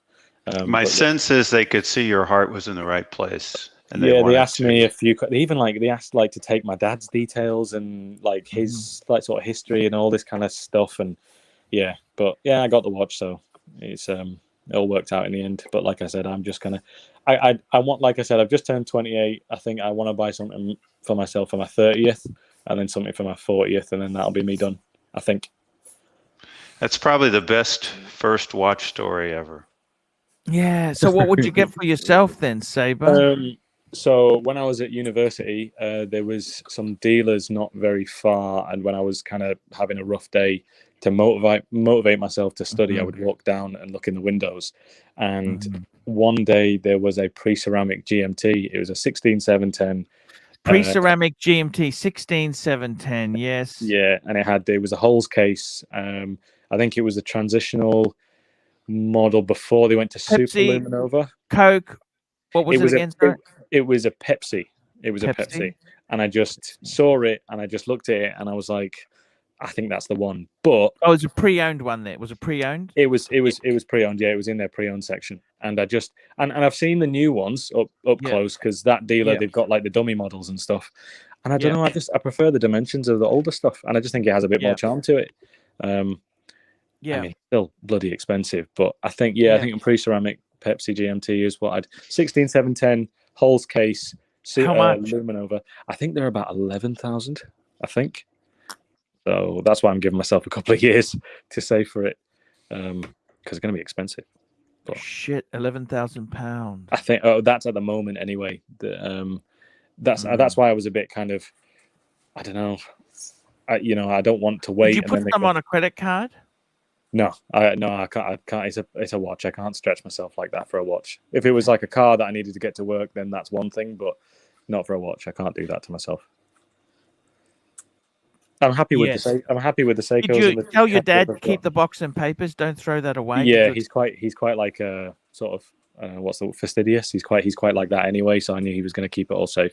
And he kind of went home. My dad throws everything away. I said, "You got to keep this." Like he had his draft papers. I said, I would have loved to have seen, because I did history at school. Right. I said, I would have loved to have seen your draft papers. Right. Okay. Yeah. I didn't think they were important. But I mean, that's the thing. People didn't think like that back then. I mean, now that we look at even like vintage toys and stuff, oh yeah, it's got the box. But when a 9-year-old buys a Matchbox car, they're not like, oh. Are you into vintage toys? No, but so my dad is, because obviously he's going through like all his childhood stuff. So he bought like old toy cars and. What? How old's your dad? 60. So that means 60, yeah. So he would have been born 61. 61. Yeah, 61. Oh, he's only 10 years older, 11 years older than me. Good maths, yeah. Actually, I have a question to you, because you pretty much know Cartier. Me and my wife, we had a chance last week to buy actually kind of a marriage ring, I mean, this, I think, a love ring. And and it was actually funny. We went there and we actually bought two separate box. You know, because she asked, "Do you want one box with two rings?" I look at my wife and say, "No, we want two separate box." And it come like how we call it. I asked, "Does it come like?" It looked like a watch fag. It's like a full set, box and papers with the documents and everything. So does this add value in the future? I mean, how this goes? Let me say this to you. Everything. You know what I would even do? I would even say to you the receipt that they gave you for the credit card, I would probably photocopy because the paper they use is fades. So I always photocopy the receipt. That stuff shows that you bought it. Ding, ding, ding, ding, ding. I keep everything. That box, those boxes are very valuable. Do not throw the box away. Even if the box goes shitty, people throw it away. No. The box is very cute. I'm going to show you. I know. They're beautiful. It's black. So that means it would be black inside. Can I ask a jewelry question? Sure. Go ahead. Right. So you know when we think of certain watch brands, they've got like the quintessential model. So like Rolex, it's the Submariner, the Day-Date. Yes. You know, JLC, it's the Reverso. What's the quintessential piece of jewelry that Cartier do? Because I know I've seen like the nail bracelet things, but they seem a bit nouveau riche. They're a bit Jero pal, like, you know, a bit like. Okay, well, no, I'll tell you what the thing is there with Cartier itself. There, okay.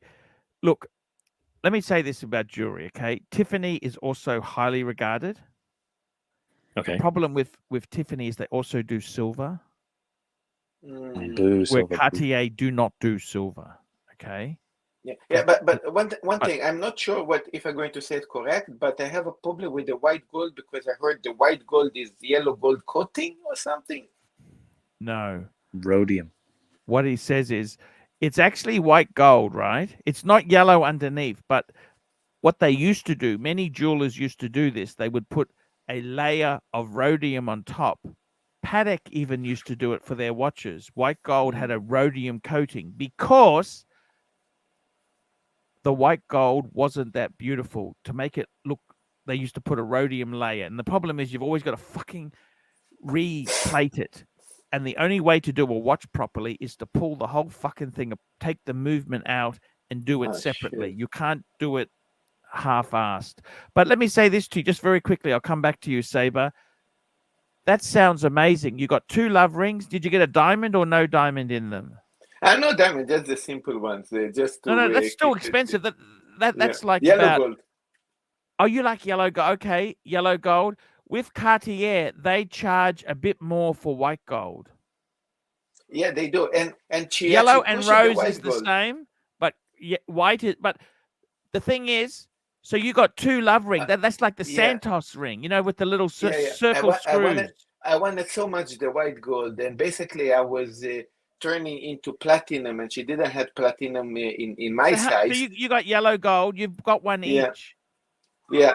I thought you were talking about getting divorced. Now you're buying Cartier wedding ring. What the fuck? And that's the good thing. Have 2 separate boxes. So if something goes wrong, you keep yours. She keeps her. No. I would actually. I tell you, that's no jokes. I would get the separate boxes. I think it's better. Yeah, we did. And they have separate certificate as well. You know the certificate. Yeah. That's Saber with Cartier. Yes. The most famous jewelry item they have is called the love bracelet. The love bracelet. The love bracelet itself, it has screws. It comes with a little screwdriver. Yeah. The Justin Claw is the same designer apparently, and it's actually like a nail. You know, it's like a nail. That's twisted around. It's actually easier to live with because with the love bracelet, you have to. It's the love bracelet is designed to fit permanently. Okay. You screw it on and you leave it on. It's not meant to be taken on and off. With the Justin Claw, it can be taken off. Now the thing is, actually, my wife has this. You can get the standard one, and they got a big one, the small one or the bigger one, right? The bigger one's double the price. My wife's got the small Justin Claw. And it can actually come off. It's meant to come off because she's a registered nurse. So she actually cannot wear jewelry. Yeah, contaminants and stuff like that. Yeah. So that's the other thing is the Justin Claw is actually pretty. It's clever how it's done. It's so Cartier's. I'll tell you this now. The things with Cartier is this: they make the very famous for the love. That's with the little circle screws like the sand. Yeah, I have that. Okay. Yeah. That's the love range. They do that in necklaces. So basically, all the fucking ranges they got necklaces, earrings, rings. They got the whole works, right? Right. Okay. So that's one very famous range. Okay. So you've got the Justin Claw, which is that bent nail. You can get a bent nail ring. You can get bent nail. They got earrings, necklace. They got the work and the bracelet. Sorry, and they also do the bracelet as well. The love bracelet is very famous. Then they've got another range, which is the Trinity, rose gold, yellow gold, white gold. It's like the Russian ring, the 3 interwoven golds. That's also very popular. The most I've seen famous. the price of these things. Jesus Christ. Yes, they're expensive. Oh. So Archie, hang on, wait, Marcelo. Marcelo, yeah, no, because I want to know about the white gold. He's interrupting me now. Never mind. Go on. Sorry. So what was that? What was that, Marcelo? That's white gold is still coating. They're still doing the coating in the white gold. I think they've changed the formula now. Like Patek doesn't do that anymore. I got to tell you the truth. I had 2 Calatravas. One, they were actually same model, 5127. I had 2 of them. One was rhodium plated, and one was the new formula of white gold. I'll tell you the truth. The rhodium one looked better. Wow. Because the gold looked more beautiful. But in all honesty, I would say you've gone for yellow gold. Yellow gold is pretty damn cool. And I can show you my wife's jewelry if you want to see it. If you really want to see it, I'll show you if you like. Do you want to have a look? I have 2 minutes. 2 minutes. Oh, that's okay. That's okay, man. Gentlemen, I've got to take off, but it's been fun hanging out with you guys. Saber, nice meeting you. Thank you. Keep up with the turmeric, man. And maybe you can come back. We can talk some more turmeric next time you do. No worries. Potentially. See you later. There we go. All right, See, dudes. it's stock. We lost stock. We've lost stock. We lost stock. That's okay. Has Mark not said a thing for like the last hour? There we go. That's man. that's Yeah, my look amazing. Jesus. Yeah. But by the way, why the other one have a white interior inside? This is actually because that's cool. an older box. That's an older piece. Ron the shrink would say inside voice to Mark. That's why. See you guys later. We don't discriminate. So you can see the earrings. That's the Trinity earrings. That's white gold, yellow gold, rose gold. She's got the Trinity ring. She's got the Justin Claw. That's the smaller one. It's half the price of the other one. She's got the love necklace. It's got the circle pendulum there. And she's got the love. I like that one the most. I like the love necklace the most. I think that would probably be the best one. That's probably about £2,500. Okay, well, that was a fortunate one to say that was the one I liked the most. Oh, no, that's probably the most. The 2 most expensive is that bracelet and that necklace. They're about the same, 2.5. Right. Okay. The other ones, I'll tell you. So the ring, you see that ring, the 3 golds. That was actually that's like in Aussie dollars, it was under 2,000. Wait, about sorry, £1,000. that's the one on the very right. That's the left, actually, in the black box. Oh, right. Okay, go on. Sorry. The one in the white box, that's a love ring. It's got a diamond in it. Because it's got a little bee's dick of a diamond. It's beautiful. It goes from being 1,700 to 3,200 just because it's got and it is slightly thicker gold, but we actually, I'll tell you the story. We got that pre-owned. Right. Okay. It's actually a divorce ring. Oh, shit. Someone got married. I said to my wife, "Do you want a new one without the diamond or a second-hand one with the diamond?" She chose diamond. She's a clever lady.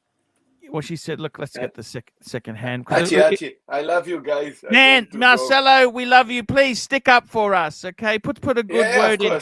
And by the way, just tell them if they mention that other fuck up. Just tell them I didn't fucking mean it, man. It was a fucking mistake. I know how to say. You know me already, and I'm going to I always do this, and I'm going to say like the same thing like I said to you. You guys are not perfect, and I want to actually I have a new thing to say. And see if you can invite them on. You tell them they can come over too sometimes. Okay, I want to try and be a bit more. Even Austin, say that to him. Okay, I'll let you go. It was nice meeting you, Marcelo. Bye bye. Yeah, cheers, man. Thank you. I tell you what, I reckon the best value is probably those earrings there. Okay. Those earrings are about 3 and a bit Aussie. Right. Aussie dollars you divide by 2. Okay. Oh, okay. Because it's 2 to 1 almost, isn't it? I'll tell you exactly. Pre-owned or new? That's new, actually. Oh, okay. The problem is, I'll tell you this. Look, I never really had money. I got to be honest with you. Okay, Yeah, I've fucking been skint. Like I've been so fucking skint. It's not funny. At the moment, I'm actually doing fucking okay. I don't know why. I'm doing okay. I've never had I was ass out of pants. Believe you me. Mm-hmm. I think it's good to be like that though. Sometimes because then you appreciate the value of things. Yeah, I've got to start paying my credit card. Okay, so that's £1,800. Okay, so I'll tell you exactly. These were brand new. Okay. You see those earrings? Mm-hmm. That was £1,850, brand new. Okay, that's not too bad. That's because I got the sponsor, Pride and Pinion, and David SW. They came through on the weekend, so they gave me 1,000 each, and I put 1,000 on my credit card. Okay. Right. Okay. Then this Trinity ring here. You see that. That ring actually is 3 rings in one. So it's got the yellow gold, rose gold, white gold, right? Okay. That's what's called Trinity. It's also called a Russian ring. I'll tell you exactly what that cost. You can get a small one and a larger one. This is actually the larger one because I said to her, well, let's get the larger one because that was £1,072. Jesus. Now they have a slightly thinner one, which is actually £800. As in the actual interior diameter or like the thickness of the material? It's the thickness of the gold. Okay. The interior diameter, meaning what size is it for you? You have to get the right size. Otherwise, it's not going to fit. Okay. Okay. Yeah. Okay. But, okay. Okay. I'll just tell you this. So see that Justin Claw bracelet there? That's the small one because that is a fucking huge difference. Okay. The bigger one is fucking double the price. So I thought, well, look, let's go for the bigger ring because it's only 200 pounds difference. Yeah. But on the bracelet, it's double the price. So that bracelet, it is a bit of I think it's expensive to be honest with you, but I'll tell you the price on that. Is expensive. Okay. In British pounds, it's 2,600 pounds. Okay. I'll fake me dead. And that necklace is the same price. I think it might be £50 more. What's £50 between friends? But it depends. Do you want a necklace or do you want a bracelet? I think maybe I think I'd probably go for the necklace. The necklace can be better because you can wear it with it. You know, on your bracelet, they can easily get damaged. You don't really because it's 18 karat gold. It's soft and it's not that fucking thick. Like Cartier, to be honest with you, they are pretty fucking stingy. Right, okay. And then that ring there, in the white box. So it's got a small diamond. It's got the little screws on it. Yep. It is actually retail. So that's the only one we bought secondhand because that's the only one that was available. It's normally £1,700 new, but I got it for £1,200. So what, £500 saving? Yes, that's exactly right. Okay. So, look, it had box papers. It was basically 5 years old. It had the receipt, had everything. Basically, I think they got divorced. Okay? 5 years is nothing for this sort of stuff. Yeah, it was a 2017, I think, something like that. And I think it was, look, obviously, why does someone sell that? Obviously, they got divorced, didn't they? Yeah. But who gives a shit? You know what I mean? I got it cleaned. I got a jeweler to polish it because Cartier charged a fucking fortune to. I thought, and I wanted to give it to her quickly. I didn't want to wait, like, you know, seize the moment. And it looked nice. It was a great thing. Look, I will tell you this.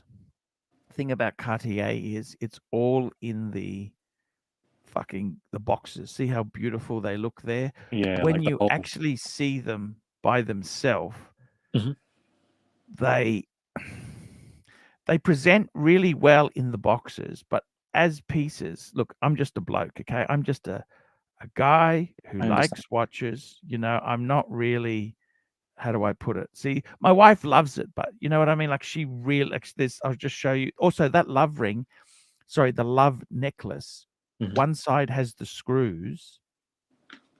Right. The other side has love, so you can wear it either way. Isn't it has the word written? I'll just show you. Okay, go on. See here. So here, this is my wife's put it next to her bedtime table. Oh, that's sweet. And that's a Cartier clock. I used to have about 5 of them, but that's the only one I got left. And yeah, it's got love there. See there? So she just kind of puts these down. She likes it. Look, she really does like him. She doesn't really have. She's not really a watch person. Like, she has a nice. Because I do the watches. I've got her. She's not really into. I was going to look. I'll be honest with you. I'm a bit like you. You're a generous guy. I started to give her too much shit. Like, I bought her a Cartier. I told you know that story. I bought this Cartier watch secondhand, and I didn't think it was real. Yeah. No, and I didn't fucking. You know the problem is with this Cartier jewelry. You know, I was watching it. There is actually fake Cartier jewelry. Oh, there's fake Seikos, man. There's fake Seikos. But do you understand? Like, it's real gold, but it's just not Cartier. Like, seriously, I'll be honest with you. If you melted this shit down, it's probably worth a fraction. It's not. It's worth the money because it's Cartier jewelry. Yeah. Right. Yeah.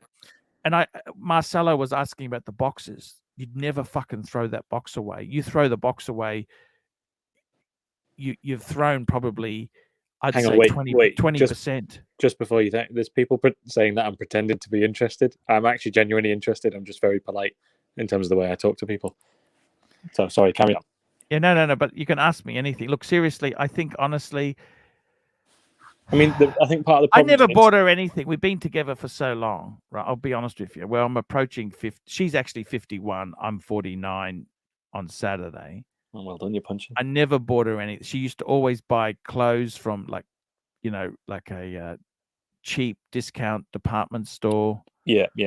We never... Well, that's the thing. I mean, with my dad and the Rolex, it was kind of like a lifetime achievement award thing. You know, you've never really... I mean, don't get me wrong. Like, so my mum and dad grew up quite poor, but then obviously I've kind of had like a middle class upbringing. But the thing is, I've had that upbringing with the notion in mind of this is what it's like to be poor, appreciate what you have, sort of thing. So, I mean, look, I have a decent job, I earn a decent amount of money. I'm, you know, fingers crossed I'll never be on the breadline, but I'm never gonna. I mean, look, like I was saying, my fantasy is to have a Corolla and then a you know, a 25-year-old Ferrari. I'm not asking for crazy money, but I think when you can do things for somebody, you know, it's good. Like you said, if she's never had that. I got to be honest with you. I this is the jewelry box. I got this was expensive, but there you go. That's all the pieces. 1, 2, 3, 4, 5 pieces. Okay. So there you go. That's the earrings. That's the whole set there. You know what? I think I stopped now. I think I got more than enough for her. I'll be honest with you. You know, when I look at this stuff, I reckon the earrings are fucking... I'll be honest with you. I think the necklace, it's a bit... The chain, she reckons it's really beautiful. I reckon it looks fucking thin. Okay? Okay? The nail bracelet, that should be fucking... half the price. It's fucking expensive, right? Yeah. I reckon the earrings, I can see the value because they're very weighty. They're not hollow. They're weighty. Yeah. The only thing, look, I'll be honest with you. I reckon the earrings are the best value. Okay, because they're actually got a nice clip. They got a nice clip that clips on. Yeah, they look quite nice. I do like those. But the thing is, it doesn't matter what I think. It's what she likes. Exactly. I mean, that's the thing. Some people probably feel that, like, I suppose, you know, a lot of... I would say your best thing to do is I took my wife in and Okay. I like to have games with them, right? So I said to my wife, "Look, let's go and have a look." And I said, so I said to her, "You got a choice. You can have the nail bracelet or the ring. You know, that Trinity ring. Mm-hmm. Which one do you want? What do you think? Well, because I like to get them thinking. Then I said, you know what? Why don't we just get both? Right. I like to play silly games like that, you know." Yeah. And I got to tell you, seriously, Cartier is fucking expensive. Do I think it's worth it? I don't fucking know. What is worth anything? You know, are watches worth it? To be honest with you, are they really fucking worth it? That's why. So I mean, I only have one of my older brothers into watches, and then I've got a friend who's also into watches. In terms of like face-to-face people that I talk to about watches, now it's kind of crazy thinking. You can't really talk about it to them. You know what I Yeah, mean? and they don't like some of my colleagues when because you know the area that I work in is quite affluent, so a lot of the people who come in, some of them have nice watches, and obviously you spot them. And so, like a few times I've had to have a conversation with people, and then after they leave, one of my colleagues will ask me, or like, how much was that watch? And I'll say, you know, that was like 20 grand, and they'll be like, what? That was 20 grand? That's ridiculous. But they don't, because it's not something that they take value in. Yes. These things are luxury items. We do not need them. That's why for the moment I'm happy with my Seikos and my G-Shocks, because I enjoy them at this price. Don't get me wrong, for my 30th I want the GMT, and then for my 40th I want to move into a Patek if I can, you know, obviously if everything in life goes well. But if I had to stick with just the watches I had now for the rest of my life, and the only high-end watch I ever bought was that Explorer for my dad, I'm perfectly happy with that. It is what it is. These are just watches. I think it's very easy to forget that, especially when you start looking at other hobbies. Like if you start looking at cars and stuff like that. So, for example, if we had £1 million, you could be like, oh, I'd get this watch, I'd get this watch, I'd get this watch. £1 million worth of cars is crazy. Like some of the cars you'd be able to get with £1 million is ridiculous. If you're into shoes, some of the shoes you'd be able to get. But this is an expensive hobby. And look, it definitely is. I got to tell you, like looking at this picture here, right? I look at this and think, fuck, do I own these things? The thing is this, you know, for the average middle class, I'm not average. Okay, so we say middle class. I mean, when I say middle, if you're on the dole, if you're on the benefits, you're not going to be able to afford this, right? But if you've got a job, middle class person, right? Yeah. To get that Submariner in this photo here, it's next to impossible. Yeah, exactly. It's like what, like 5 years' wages? Like, as in 5 years worth of savings? 5 years worth of savings? It's actually about £11,000. Okay. Yeah, it is, yeah. Okay, that's because the pre-owned market. That's not what you could buy at retail. Yeah, exactly. You can't get it. The Speedy, even that Speedmaster. Look at the Speedmaster. See, they used to discount. You could easily get those for about £2,500. I remember when I was in uni, not now. you could get like when I was in uni and I would be bored and looking at chrono, you could even get like, you know, is it 16570 is the older Explorer 2s? Is that the reference number for those? 16570? 1675. 1675 was the plastic. That's right. the plastic one there. So the smaller the 40 mil Explorer 2, that's what I'm talking about.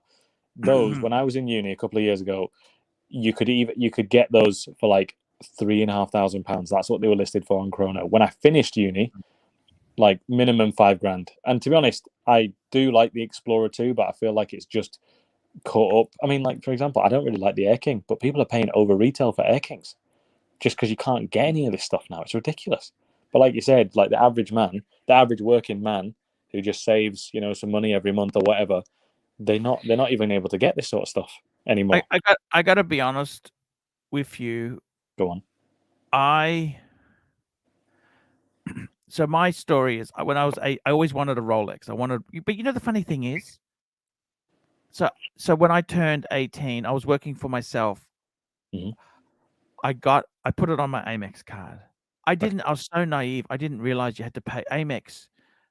Unless it's a credit card, you've got to pay the fucking thing off every month. Yeah. I didn't even realize this. I just want free money. Yeah. Okay. What sort of fucking card is that? Yeah. Talking about membership. What the fuck? Yeah, I gotta pay it back. I've got a bit of credit card debt as well. We all do it. Yeah, and then, but I got a 1016 Explorer 1, right? Yeah. Is this the one with the plastic glass that you dad plastic glass. Last of the because it was an L serial number, so 1990. Okay. And you know what? My dad said, "Oh, why would you get that?" He showed me he got a quartz Omega. But the funny thing is, you know what? I gave away, before that, I gave him my Omega because I thought, you know what? Why would I need more than one watch? I had no idea about collecting multiple. See, there was no interweb, no internet, right? I'd never actually seen secondhand watches. The only secondhand watches I'd seen were like in pawn shops, like pawnbroker. Yeah, yeah. And they were all fucked, all really, really used. And I thought, oh, geez. Yeah. So I thought, no, Rolex, you can't get Rolex from, I just thought, it's impossible. And I got my Rolex, and that was it, one and done. See, I didn't even think about, do you want to collect these things? I just wanted a good watch. And I've got to tell you, I bought that. I got it wholesale. So that cost me, I can tell you now, that cost me $1,575 Aussie, right? Which I will tell you in Great British pounds, because I bought it brand new. I put it on the stupid Amex card. He charged me the merchant fee because he said, look, I'm selling it to you at cost. 857 pounds. What year was this in? 1990. 1990. Yeah, 31 years ago. Yeah, geez, that makes me feel old. Yeah, no, I'm old. You're 1990. Okay, you weren't even born. I know. I was three years before I was born. Okay, and you know what? That was a lot of money, right? No, I mean, you can say, "Oh, geez, I should have bought 10 of them," but no, wages were lower then, right? Yeah, yeah. Okay, like you could go to a restaurant and it'd be like $60 for two. Right. Okay. 3 courses. Now you go to a restaurant, it's probably $150 to $200. $60. How'd you get a decent meal on Uber Eats, let alone a restaurant? With the bloody delivery charges they charge you. Yes. So then the thing is, I got to tell you this. You know what? The funny thing is, listen to this. I bought an E30 the next year. The E30s, the last of the E30, because they started the E36 in 91. So I got the run out of the E30s. Yeah. The Rolex cost me $1,575. The BMW cost me $36,244. Jesus. And then the BMW is starting to go up because they're actually collectible. Yeah. But at one stage, the Rolex is worth what the Beamer was, and the Beamer is worth what the Rolex was. Does that make sense? Yeah. Because the car doesn't last. You know what I mean? They're starting to become collectible. I must admit, they are becoming collectible. So it's not quite like that now. But you know what I'm saying, right? The thing is, with watches themselves, they are so expensive. Can I just stop you there? So apparently, according to the chat, I can't believe I'm getting involved in drama now. Apparently, according to the chat, Marcelo left this stream, and he's on Austin's now. Yeah, I know. Or something. I don't. Yeah. Yeah. No. Look. You know what? I got to be totally honest with you. That's okay. I used to get really shitty and angry. Yeah. I kind of. You know what? Everyone's free to go anywhere they like. He actually told me he was going to do that, and he never mentioned it. But I tell you what, I kind of like them. They want to come on here for a bit. They can go there, come here. He's okay. Yeah. He's you know what? It doesn't matter. This is actually quite. I mean, like I said, I wanted to come on a few times, but you never know when it's going to be the right bit. And plus, the chat tend to be a bit aggressive sometimes. And I was like, you know what? It's early hours of the morning. Do I really want to deal with this in the early hours of the morning? But I didn't think this would be a one-on-one conversation on my birthday. That's quite interesting. But yeah, that's okay. You know, look, I just get rid of those comments there. Yeah, we don't want to talk about other streams. We're here to do our streams, okay? So keep the super chats coming, and we want to. I got to tell you, in all honesty, one piece of advice I would have if I was young like you now. Okay, go on. I don't feel young. I'm already bald. I don't feel young. No. I mean, to be fair, I suit it, but it doesn't matter. Go on, sorry. What I would say is, I would really get a beautiful watch for myself. Okay, like a one and done sort of level.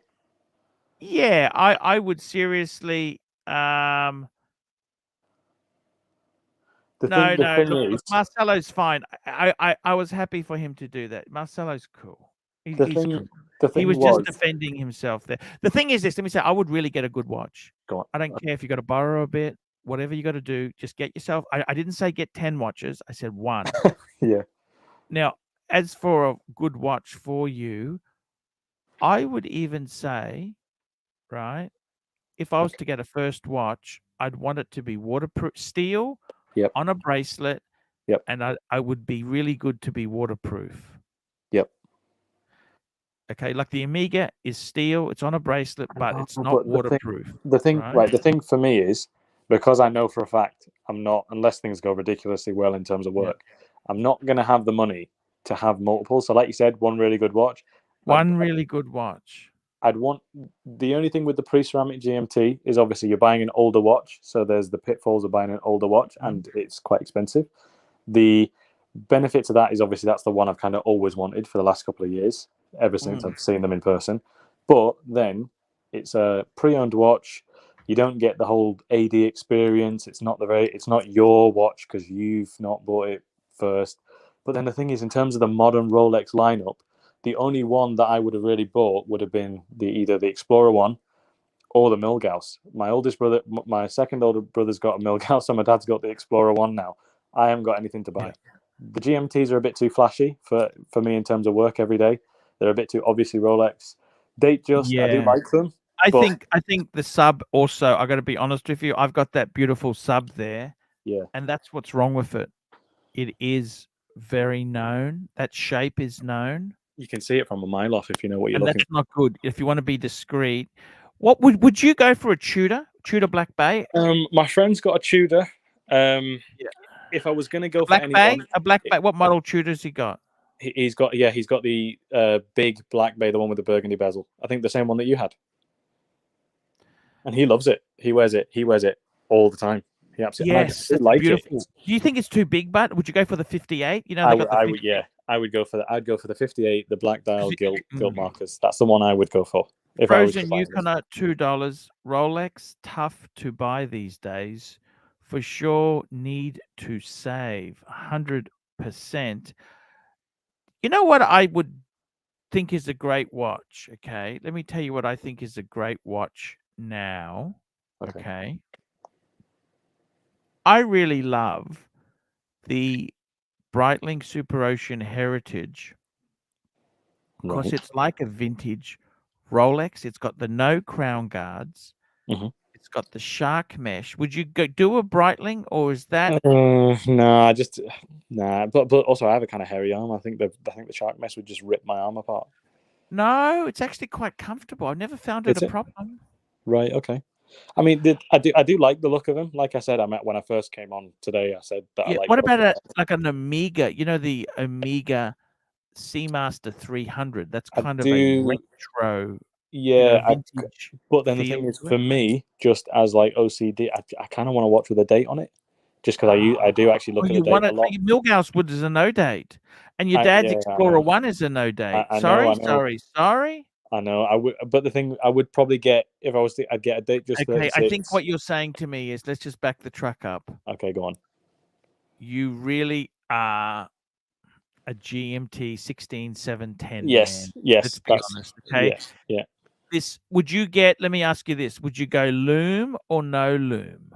Loom, because the tritium's nice, but it's not functional. And to be honest, for me, the whole patinated. You know what I would say to you? I would say to you, don't say you want loom or don't loom. It's the deal.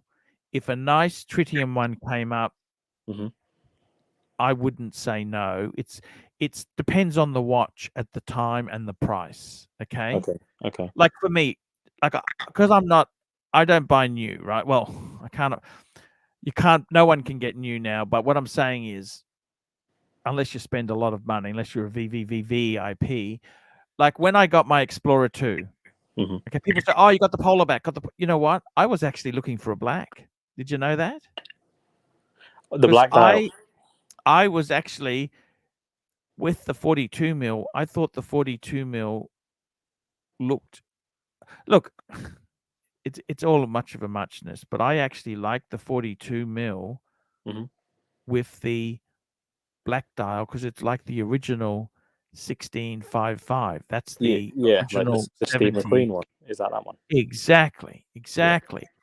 But you know what? I was offered a nice white one. Done. I didn't even. I thought, you know what? The white's also beautiful because the white's nice to own because it contrasts to the sub. You see what I mean? Yep.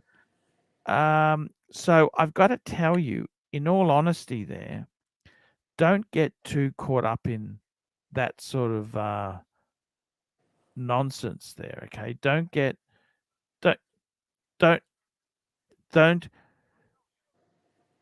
There's a few people who keep talking about other streams in the chat. Is there anybody with a wrench that can kind of cut that out? Yeah, I'm actually blocking a few people there. Look, guys. You know what? This is a chill stream today. We're just it's just chill stream and you know, I got to be honest with you. I really would like to just.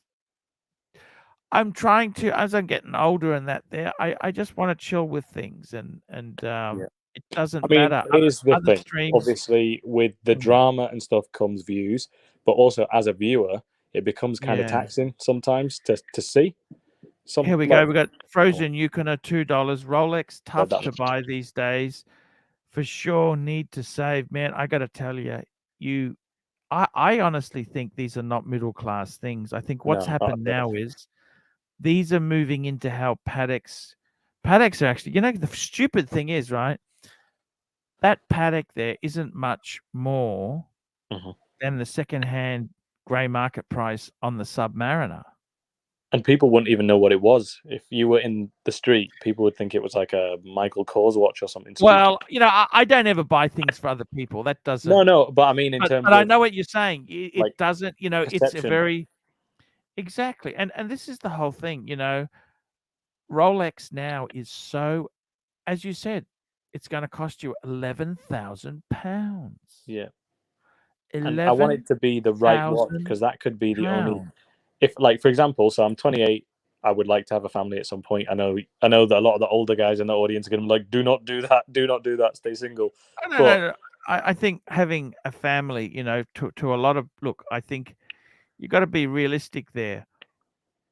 What do we want in life? What are we here for? A lot of, having families, nothing wrong with, I would never dox anyone for wanting a family. Sirocco, I said, can you block out people put in links and stuff? I don't know why he's just said, did I ask for a link? I didn't ask for any links. Yeah, but that like the Pepsi, the GMT could be the only high-end watch that I ever buy. So I'd want it to be one that I was happy with. And I think you've said in another video now that you can kind of wear those as dress watches as well. Put it on a leather strap, and there you go. So it would be like my one and done potentially, and then I'd maybe get a precious metal dress watch, and that would be me. I got to be honest with you. I think the no worries, Sirocco, GMTs, no worries. These GMTs are absolutely beautiful watches. Yeah. Black, Coke or Pepsi. I'm so disappointed Rolex didn't release a Coke. I think they're going to. You know what I mean? I really do think a Coke is going to be coming out. Yeah, they've got to do it. They'll discontinue. Would they discontinue the Pepsi though? No, I think they'll keep it, but let's or would be they discontinue the Batgo and then replace it with a Coke? I think they're just going to wait until things simmer, and then they would do that because Those sons Why of would you do that? Would you ever go for a 40 mil Explorer 2, or it's just because they're actually a fair bit cheaper? I You know what I do mean? like them, but again, I think you hit the nail on the head before when you said that that's just the watch. Like I said, Paul, on those days that I was having a crap day in uni, or I'd be like, why am I even doing this anymore? I hate this studying and blah blah blah. I would walk down and I'd look in the mirror and I'd be like, yeah, if I have to put up with all this shit to then one day be in the position where I can afford that. I mean, let's face it. I mean, like you said, if you have one Rolex these days, you've made it. Realistically, if you've got the money set aside where that is a manageable purchase for you, you've made it. So if I can get to that point in my life where obviously I've got 100%. everything else sorted out and I can buy that for myself, I'll be happy as a pig in you know what. You know what the silly thing is? Let me show you this here. I'm just going to bring this screen up here. Go on. This belonged to a friend of mine, right? Mm-hmm. And Mr. C, $1. Thank you, Mr. C. We're trying to do watch talk and nobody wants to do watch talk. I can't believe this. Can you believe this? Let's talk about cameras again. Yeah, exactly. I can't believe the one time I've come on, nobody else has come on. It's just me. That's okay. It's okay. This here was a friend of mine's. Look at this. This is just a Explorer. Nice. Sorry, a GMT. Yeah. Right, Master 2. So this would be a 16710. And I think he changed. I think it may have been a Pepsi. He changed it. These are some photos he sent me. I mean, it's just I quite like. There's a few interesting actually. Paul, Sirocco wants a link. Oh, Sirocco wants a link. Yes, we can talk about concrete boats. Concrete boats. Yes. Concrete boats. Sirocco can advise me on what boat to not buy when I don't. I got to tell you seriously. I remember these GMTs. They were nothing special. He looks so much nicer than the new ones, the ceramic ones. My personal, I think the case is just so much more refined. They look less like toys. One of my friends. Well, I took this photo. This was one of my friends. I just big deal. That looks insane. But looking now, it's beautiful. Look at this beautiful lugs. It's amazing. Sirocco Sales. How are you, man? Good morning, Archie. How's it going, buddy? Hey, man. It's a hard day. I fucked something up. Yeah. I didn't mean to do that, but anyhow. Hello, Sirocco. I apologize. Groveled, so there's nothing more I can do. Frozen Yukon, $2. Prefer Speedy Halcylite or Sapphire Sandwich. Why? Look, I got to be honest with you. They're both pretty good. In this Omega world, as I said, you don't just say you want one. It depends what the deal is on. I personally prefer the Halcylite. That's the plasticky glass because it's like the original. That's the original, but there's nothing wrong with the Sapphire Sandwich. Why? Because they're all hard to get. This world now is getting short supply. Sirocco Sales, update us. Please update us. What's going on in your world?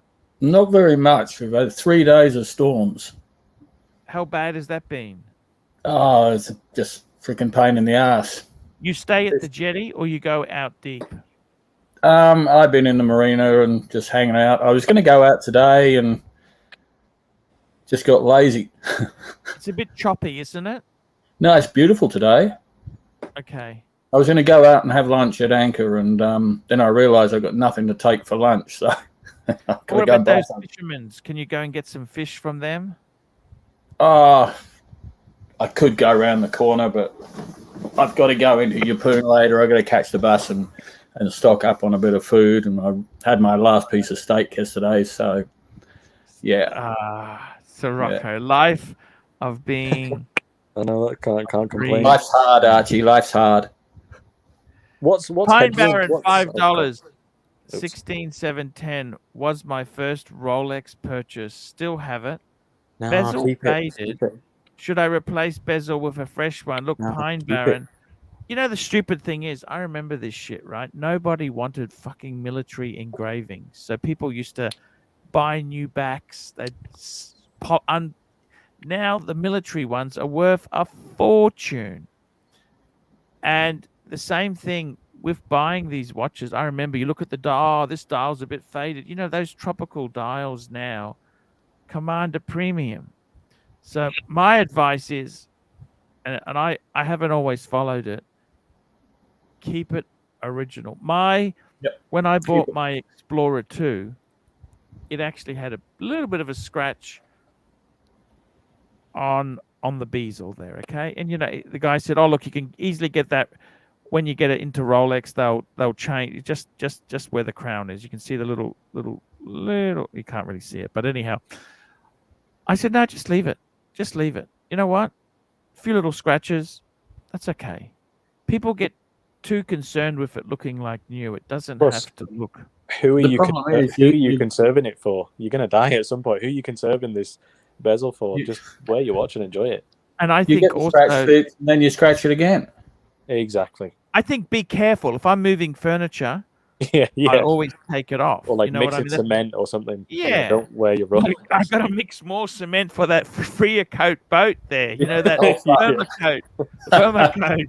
You know, definitely take it off, you know? Yeah. People are saying I have a good influence on you for some reason. That's good. Yeah. But tell me this. Okay.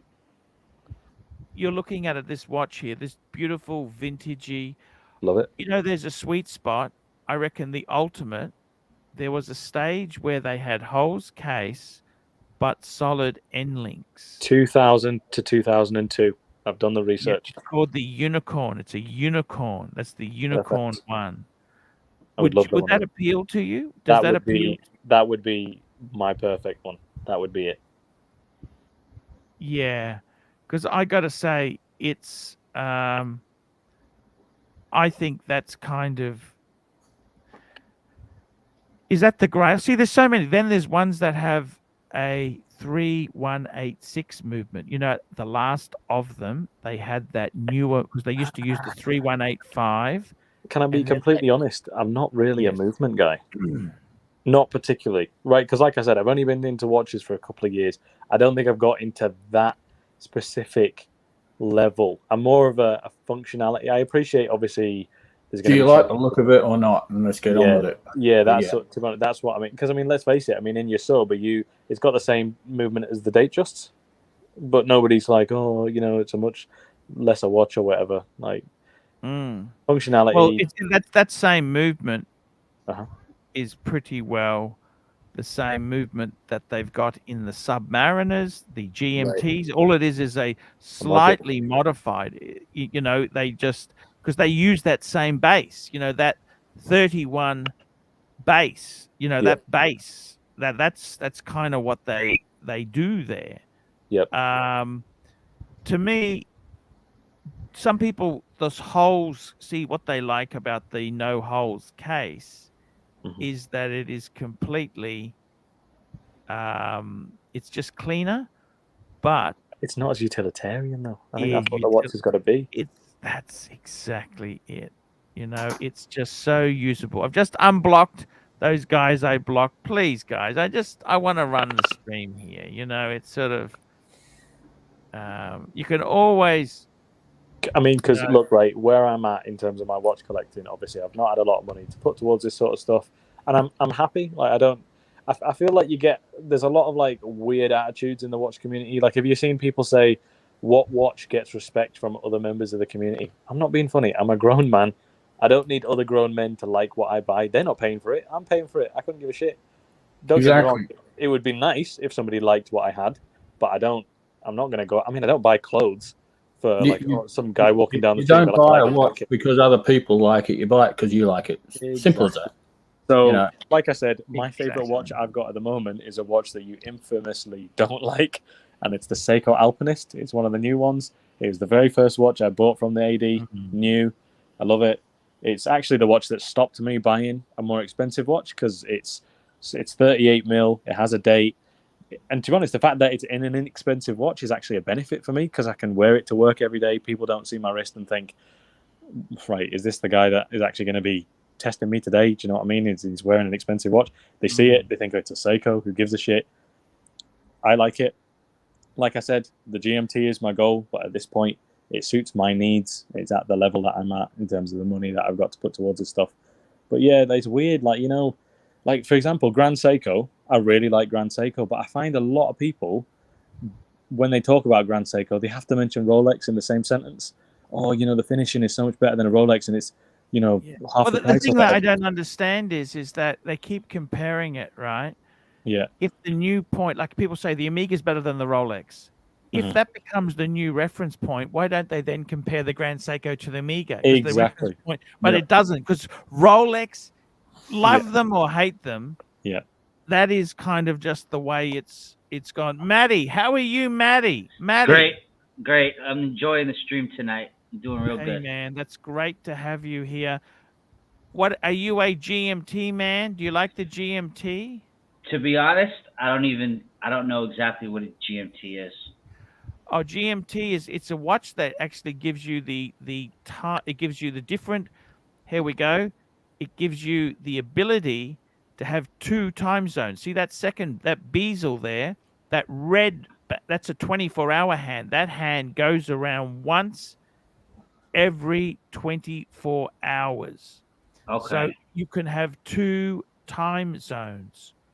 And that's what a GMT. It's called a GMT because you can see how it's got the 2, 4, 6, 8. That relates to 24-hour time. So that red hand tells you a different time zone. So you could be in LA on one side time zone, and you could have New York time. So you could see what time it is in both places. Yeah, to track both your women. What do you have? Tell me what you have. I got the Datejust 41, just the black one.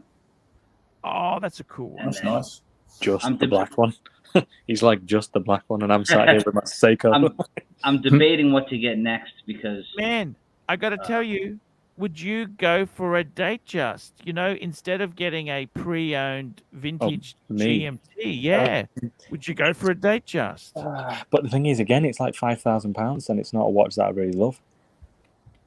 I do. Don't get me wrong, I do like them. Like, I'd get like a 36 fluted bezel Jubilee bracelet. It could be. I do like it, but no, it's the GMT for me. And I feel like if I was to spend £5,000 on that, and then the GMT is 11, essentially I'd be £16,000 away from the GMT rather than, I've got a Datejust, because I know for a fact it's a watch that I wouldn't wear all the time because I don't really like it. Do you know what I mean? I'd be buying it just for the sake of buying it rather than I actually really wanted it, if you understand what I'm saying. Yeah, I had an Explorer 240mm, and I liked it, but I didn't love it.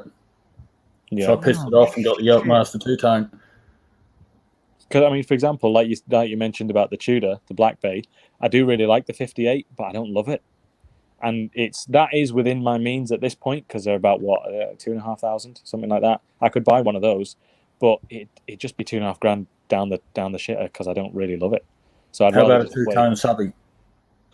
Oh, nah, I just think it looks. The only one I've ever seen in person, the guy was such a, forgive my French, he was such a knob, and I was just, it's just fun. Like, I said like, 2-tone sub, and he kind of looked at me as if I'd like asked about how big his dick is or something like that. He was just he was a bit of a weird guy, and he was wearing a really tight Ralph Lauren t-shirt, and it was just, it kind of threw me off. Most people I've seen wearing Rolexes have seen being a bit weird. There you go, Archie. I got 5 of them. I'm really weird. I know, but to be fair, you live on a boat, so nobody else has to see. You could just sail away.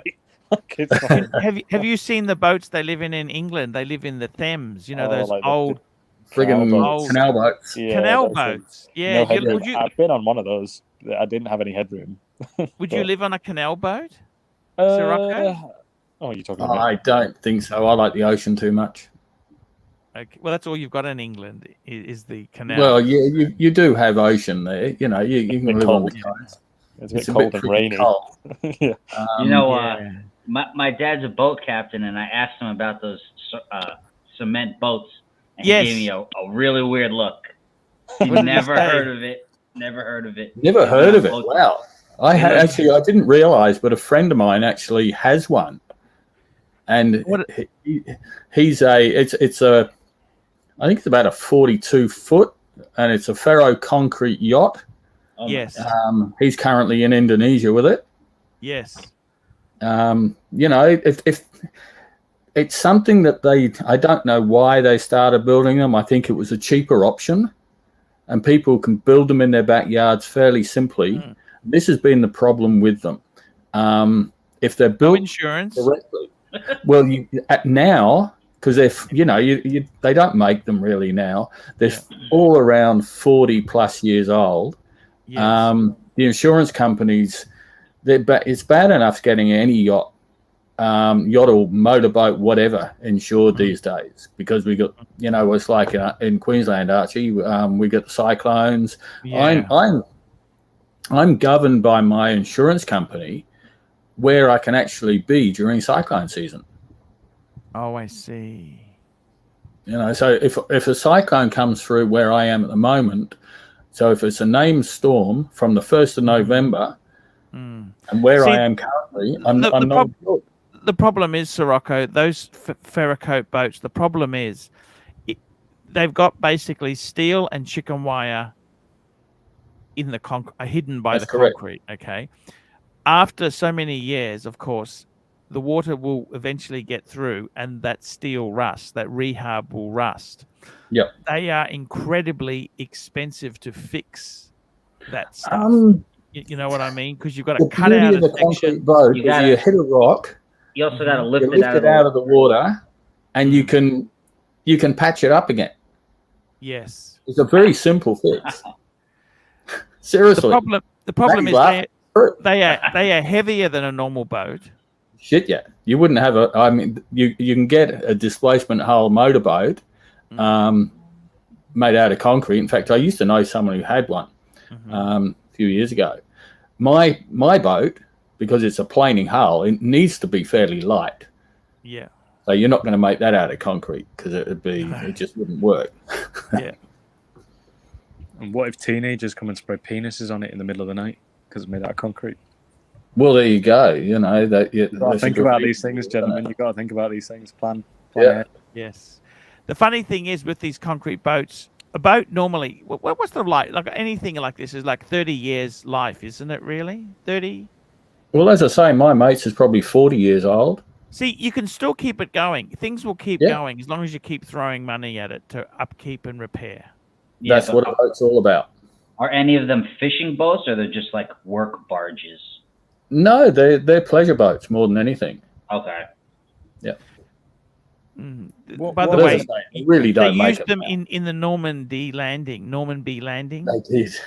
And they were referred to as floating tombstones. Well, they were good, because when they landed in Normandy on the beaches, they were concrete, so they could just leave them there, and then you got a breakwater. Yeah,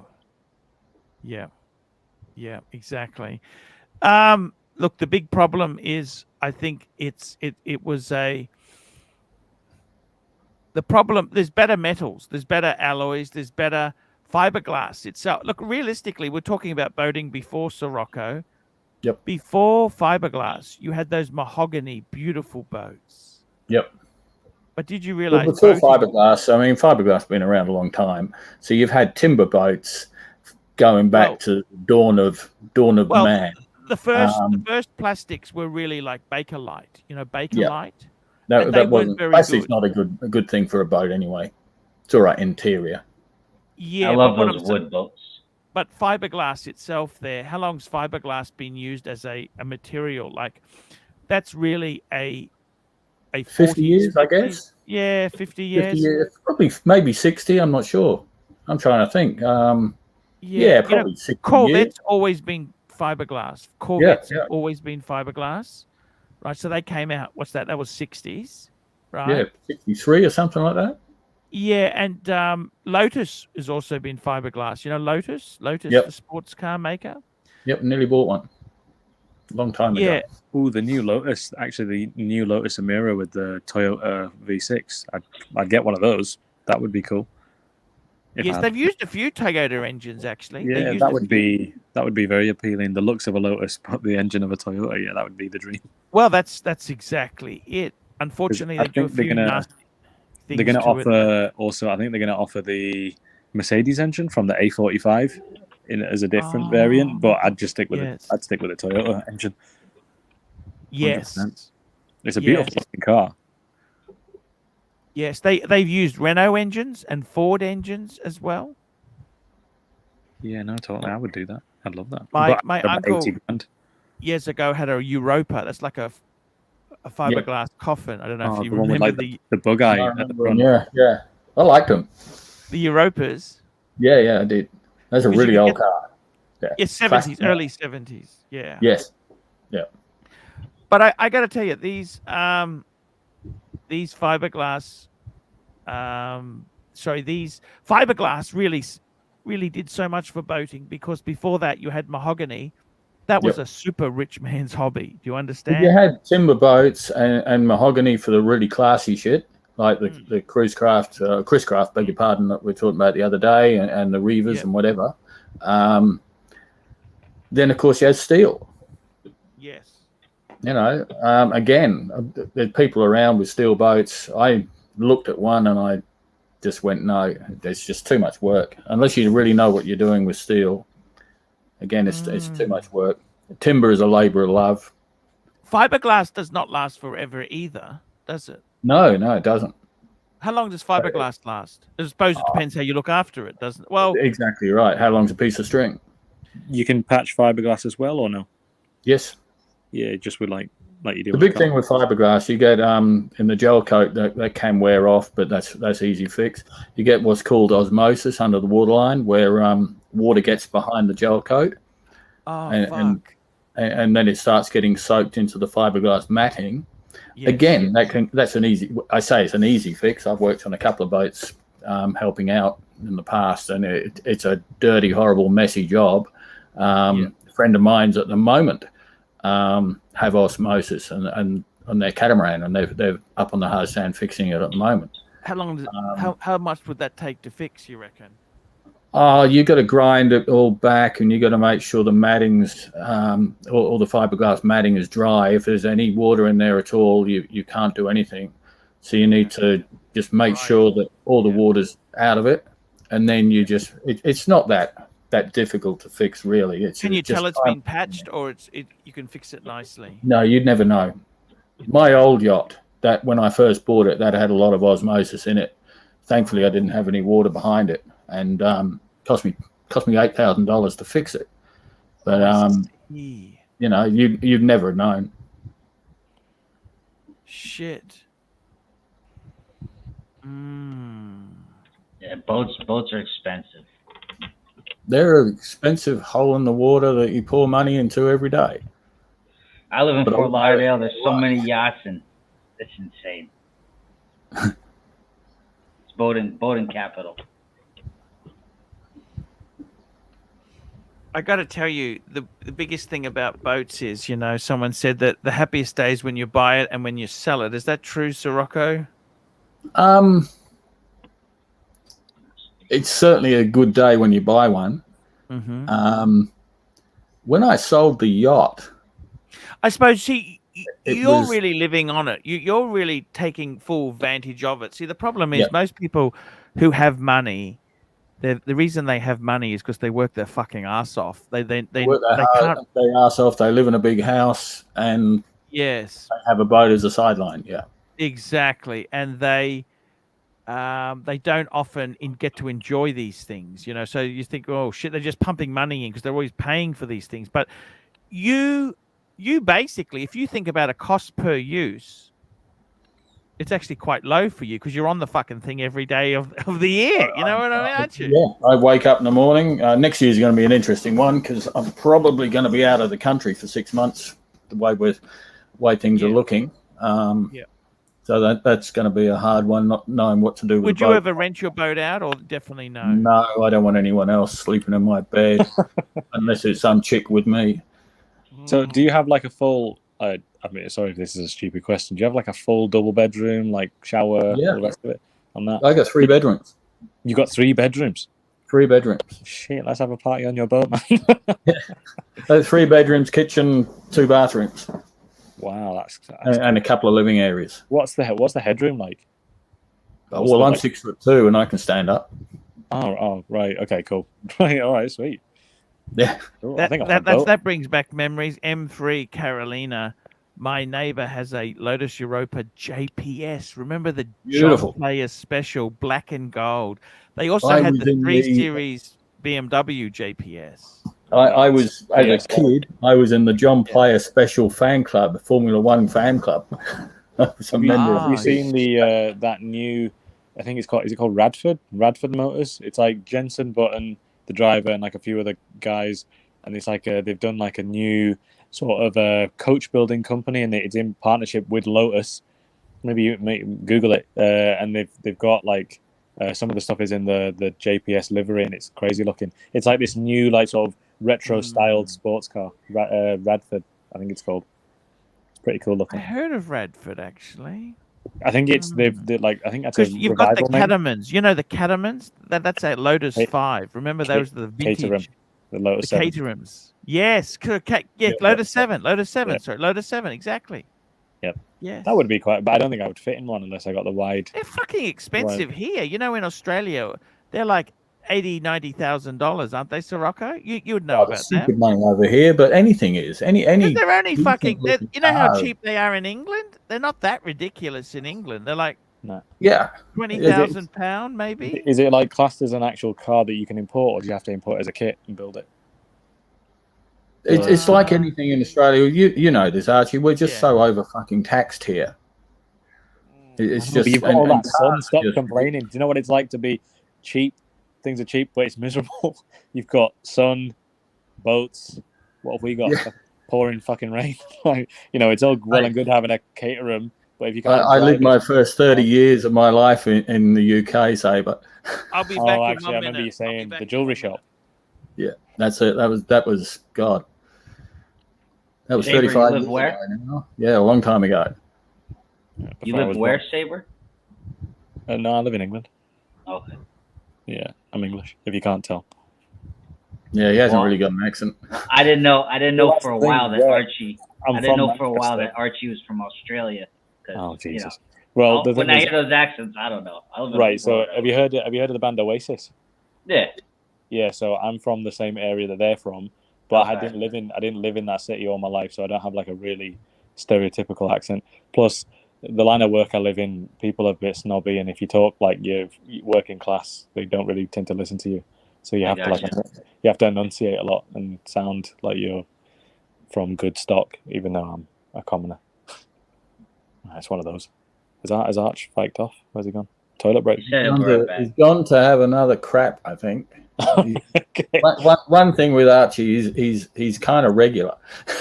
Fair enough. A good amount of fiber in his system. That's it. You're in the health business apparently, so you know you've got to be regular every day. Yeah, don't want to be backed up with all that bullshit. Exactly. Thinking, I don't know. I've always wanted to go deep sea fishing on a boat, but I've never had the opportunity because the place isn't very nice. So yeah, maybe I'd come to Australia. I've always wanted to go to the Great Barrier Reef at some point. There's like that's kind of where I am. It's a bit out from here, but where I live is the start of the southern end of the Barrier Reef. Yeah. So that's about from where I am currently. That's about 125 miles south of where I am. Because that's the thing, right? Before I'm married and have kids, do I buy a Pepsi, a pre-ceramic Pepsi, or do I go and visit the Amazon, the Great Barrier Reef, Northern Lights, memories, or Pepsi? What do I do? Get the watch, bro. Get the watch. No, I if it was me, travel. Right. Okay. Travel. You can always buy a fucking watch. Yeah, I just went to Mexico. I broke my foot and got food poisoning. Matty, I'm going to Mexico in January. Where did you go in Mexico? Be careful, bro. Don't drink any water. Just get bottled water, bro. When you take a shower and when you brush your teeth, use bottled water. Yep. Bottled water and tequila. Whereabouts in Mexico were you? Tulum. But isn't that supposed to be like a touristy area? But near Cancun. Oh, Cancun. That's where I'm going. Don't drink any water, bro, please. Yeah, I'm going to Cozumel. Okay, you'll have fun. Yeah, but to be fair, Sirocco, you travel the world. Your immune system's probably built like a tank at this point. It's just the alcohol that saves me. Okay. Guys, I'm going to be wrapping up this show in a minute. Yeah, no worries. I know it's. I want to say thank you so much, guys, for coming on here. Not a problem. It was a bit problematic. I fucked something up, Sirocco, and I said sorry. Do you think that's what I did the right thing, Sirocco? What do you think? Well, I don't know the full details. I didn't come in right at the beginning. You've apologized. What more can you do? Yeah. You know, I got to tell you, Sirocco, I hope to pull into a marina with a concrete vessel and park next to you. Okay. That'll be that. I'll live for that moment. You can help me. You can help me tie the ropes, and I'll try my best not to scratch your boat, your plastic boat, with my concrete boat. You probably see me. The biggest thing I want to ask you is these concrete boats, are they easy? Are they hard to park? Like, you could really cause a lot of damage with one. Well, you can. It's like anything. You can. You know, they as easy as any other boat to park. You just got to know what you're doing. Take it slow. Don't go as far. Go as fast as you want to hit something. What about those Reaver guys? You better hope those Reaver guys don't get a. Those Reavers or Rivieras, yeah. Well, I tend to hide from them anyway. So, yeah. I gotta say, in all honesty, these boats. You know, we had that other friend of mine, Giro, on. I don't think there are any cheap boats to be had. No such thing as a cheap boat. You buy like an old. It's expensive poverty. It's not a cheap boat. It's expensive poverty. It's like buying a cheap Mercedes Benz. Yeah, I think with Joro, from one of the stuff he said, I think he was more about the image a little bit. Like, he was talking about, you need a watch to get respected. If you think somebody respects you because you've got a watch on, they don't respect you. Well, Russia's a bit like that, but it's a bit tacky. You know what I mean? It's kind of, it's new money. It's kind of status. Look, the thing is, he's actually a good, cool guy. Jiro's actually a really cool he seems guy. like it. The thing is, it is very tacky. Like, you've seen videos where these Russians burning €100 or €1,000 note, and you think, do you really need to do that? Yeah. Is that cool? You know, I think it's just, if you've got so much money, why don't you give it to somebody who could really use it? Yep. That's the whole thing. It's kind of waste. I don't like any waste, you know. And but the thing is, guys, boating itself there, what a dream. I tell you, Dodi Fayad, he used to live on a boat. Yeah, that's a bit bigger than mine. yeah, probably was. I saw the other day Jamie Packer's selling his. Yes, do you see that? That's what's wrong with Jamie Packer? Why is he never fucking happy? Tell me this. I think he's just nuts. Seriously, I mean, he was born into it. Yeah, I mean, his dad would have been a bit tough, I would imagine. Oh, I reckon his dad would have been super fucking difficult to live in that family. Hey, gentlemen, can I just interrupt for a second? Right, I'm going to jump off. Thank you, Saber. 3 a.m. Thank you. Come again, please, man. We love you. So the thing with that is, you stream when it's like midnight for me, and I have to get up for work. No. I completely understand, man. You're welcome on any time. Okay. But what I would say is, look, what happened earlier was unfortunate. I think there's been some things that have happened which probably, either side aren't proud of. Today was an obvious mistake, so I would obviously feel guilty about it, but it was an obvious mistake. They can accept the apologies. Okay, guys, I'm going to wrap up now. See you tomorrow. See you later. Thanks, Sirocco. It's great.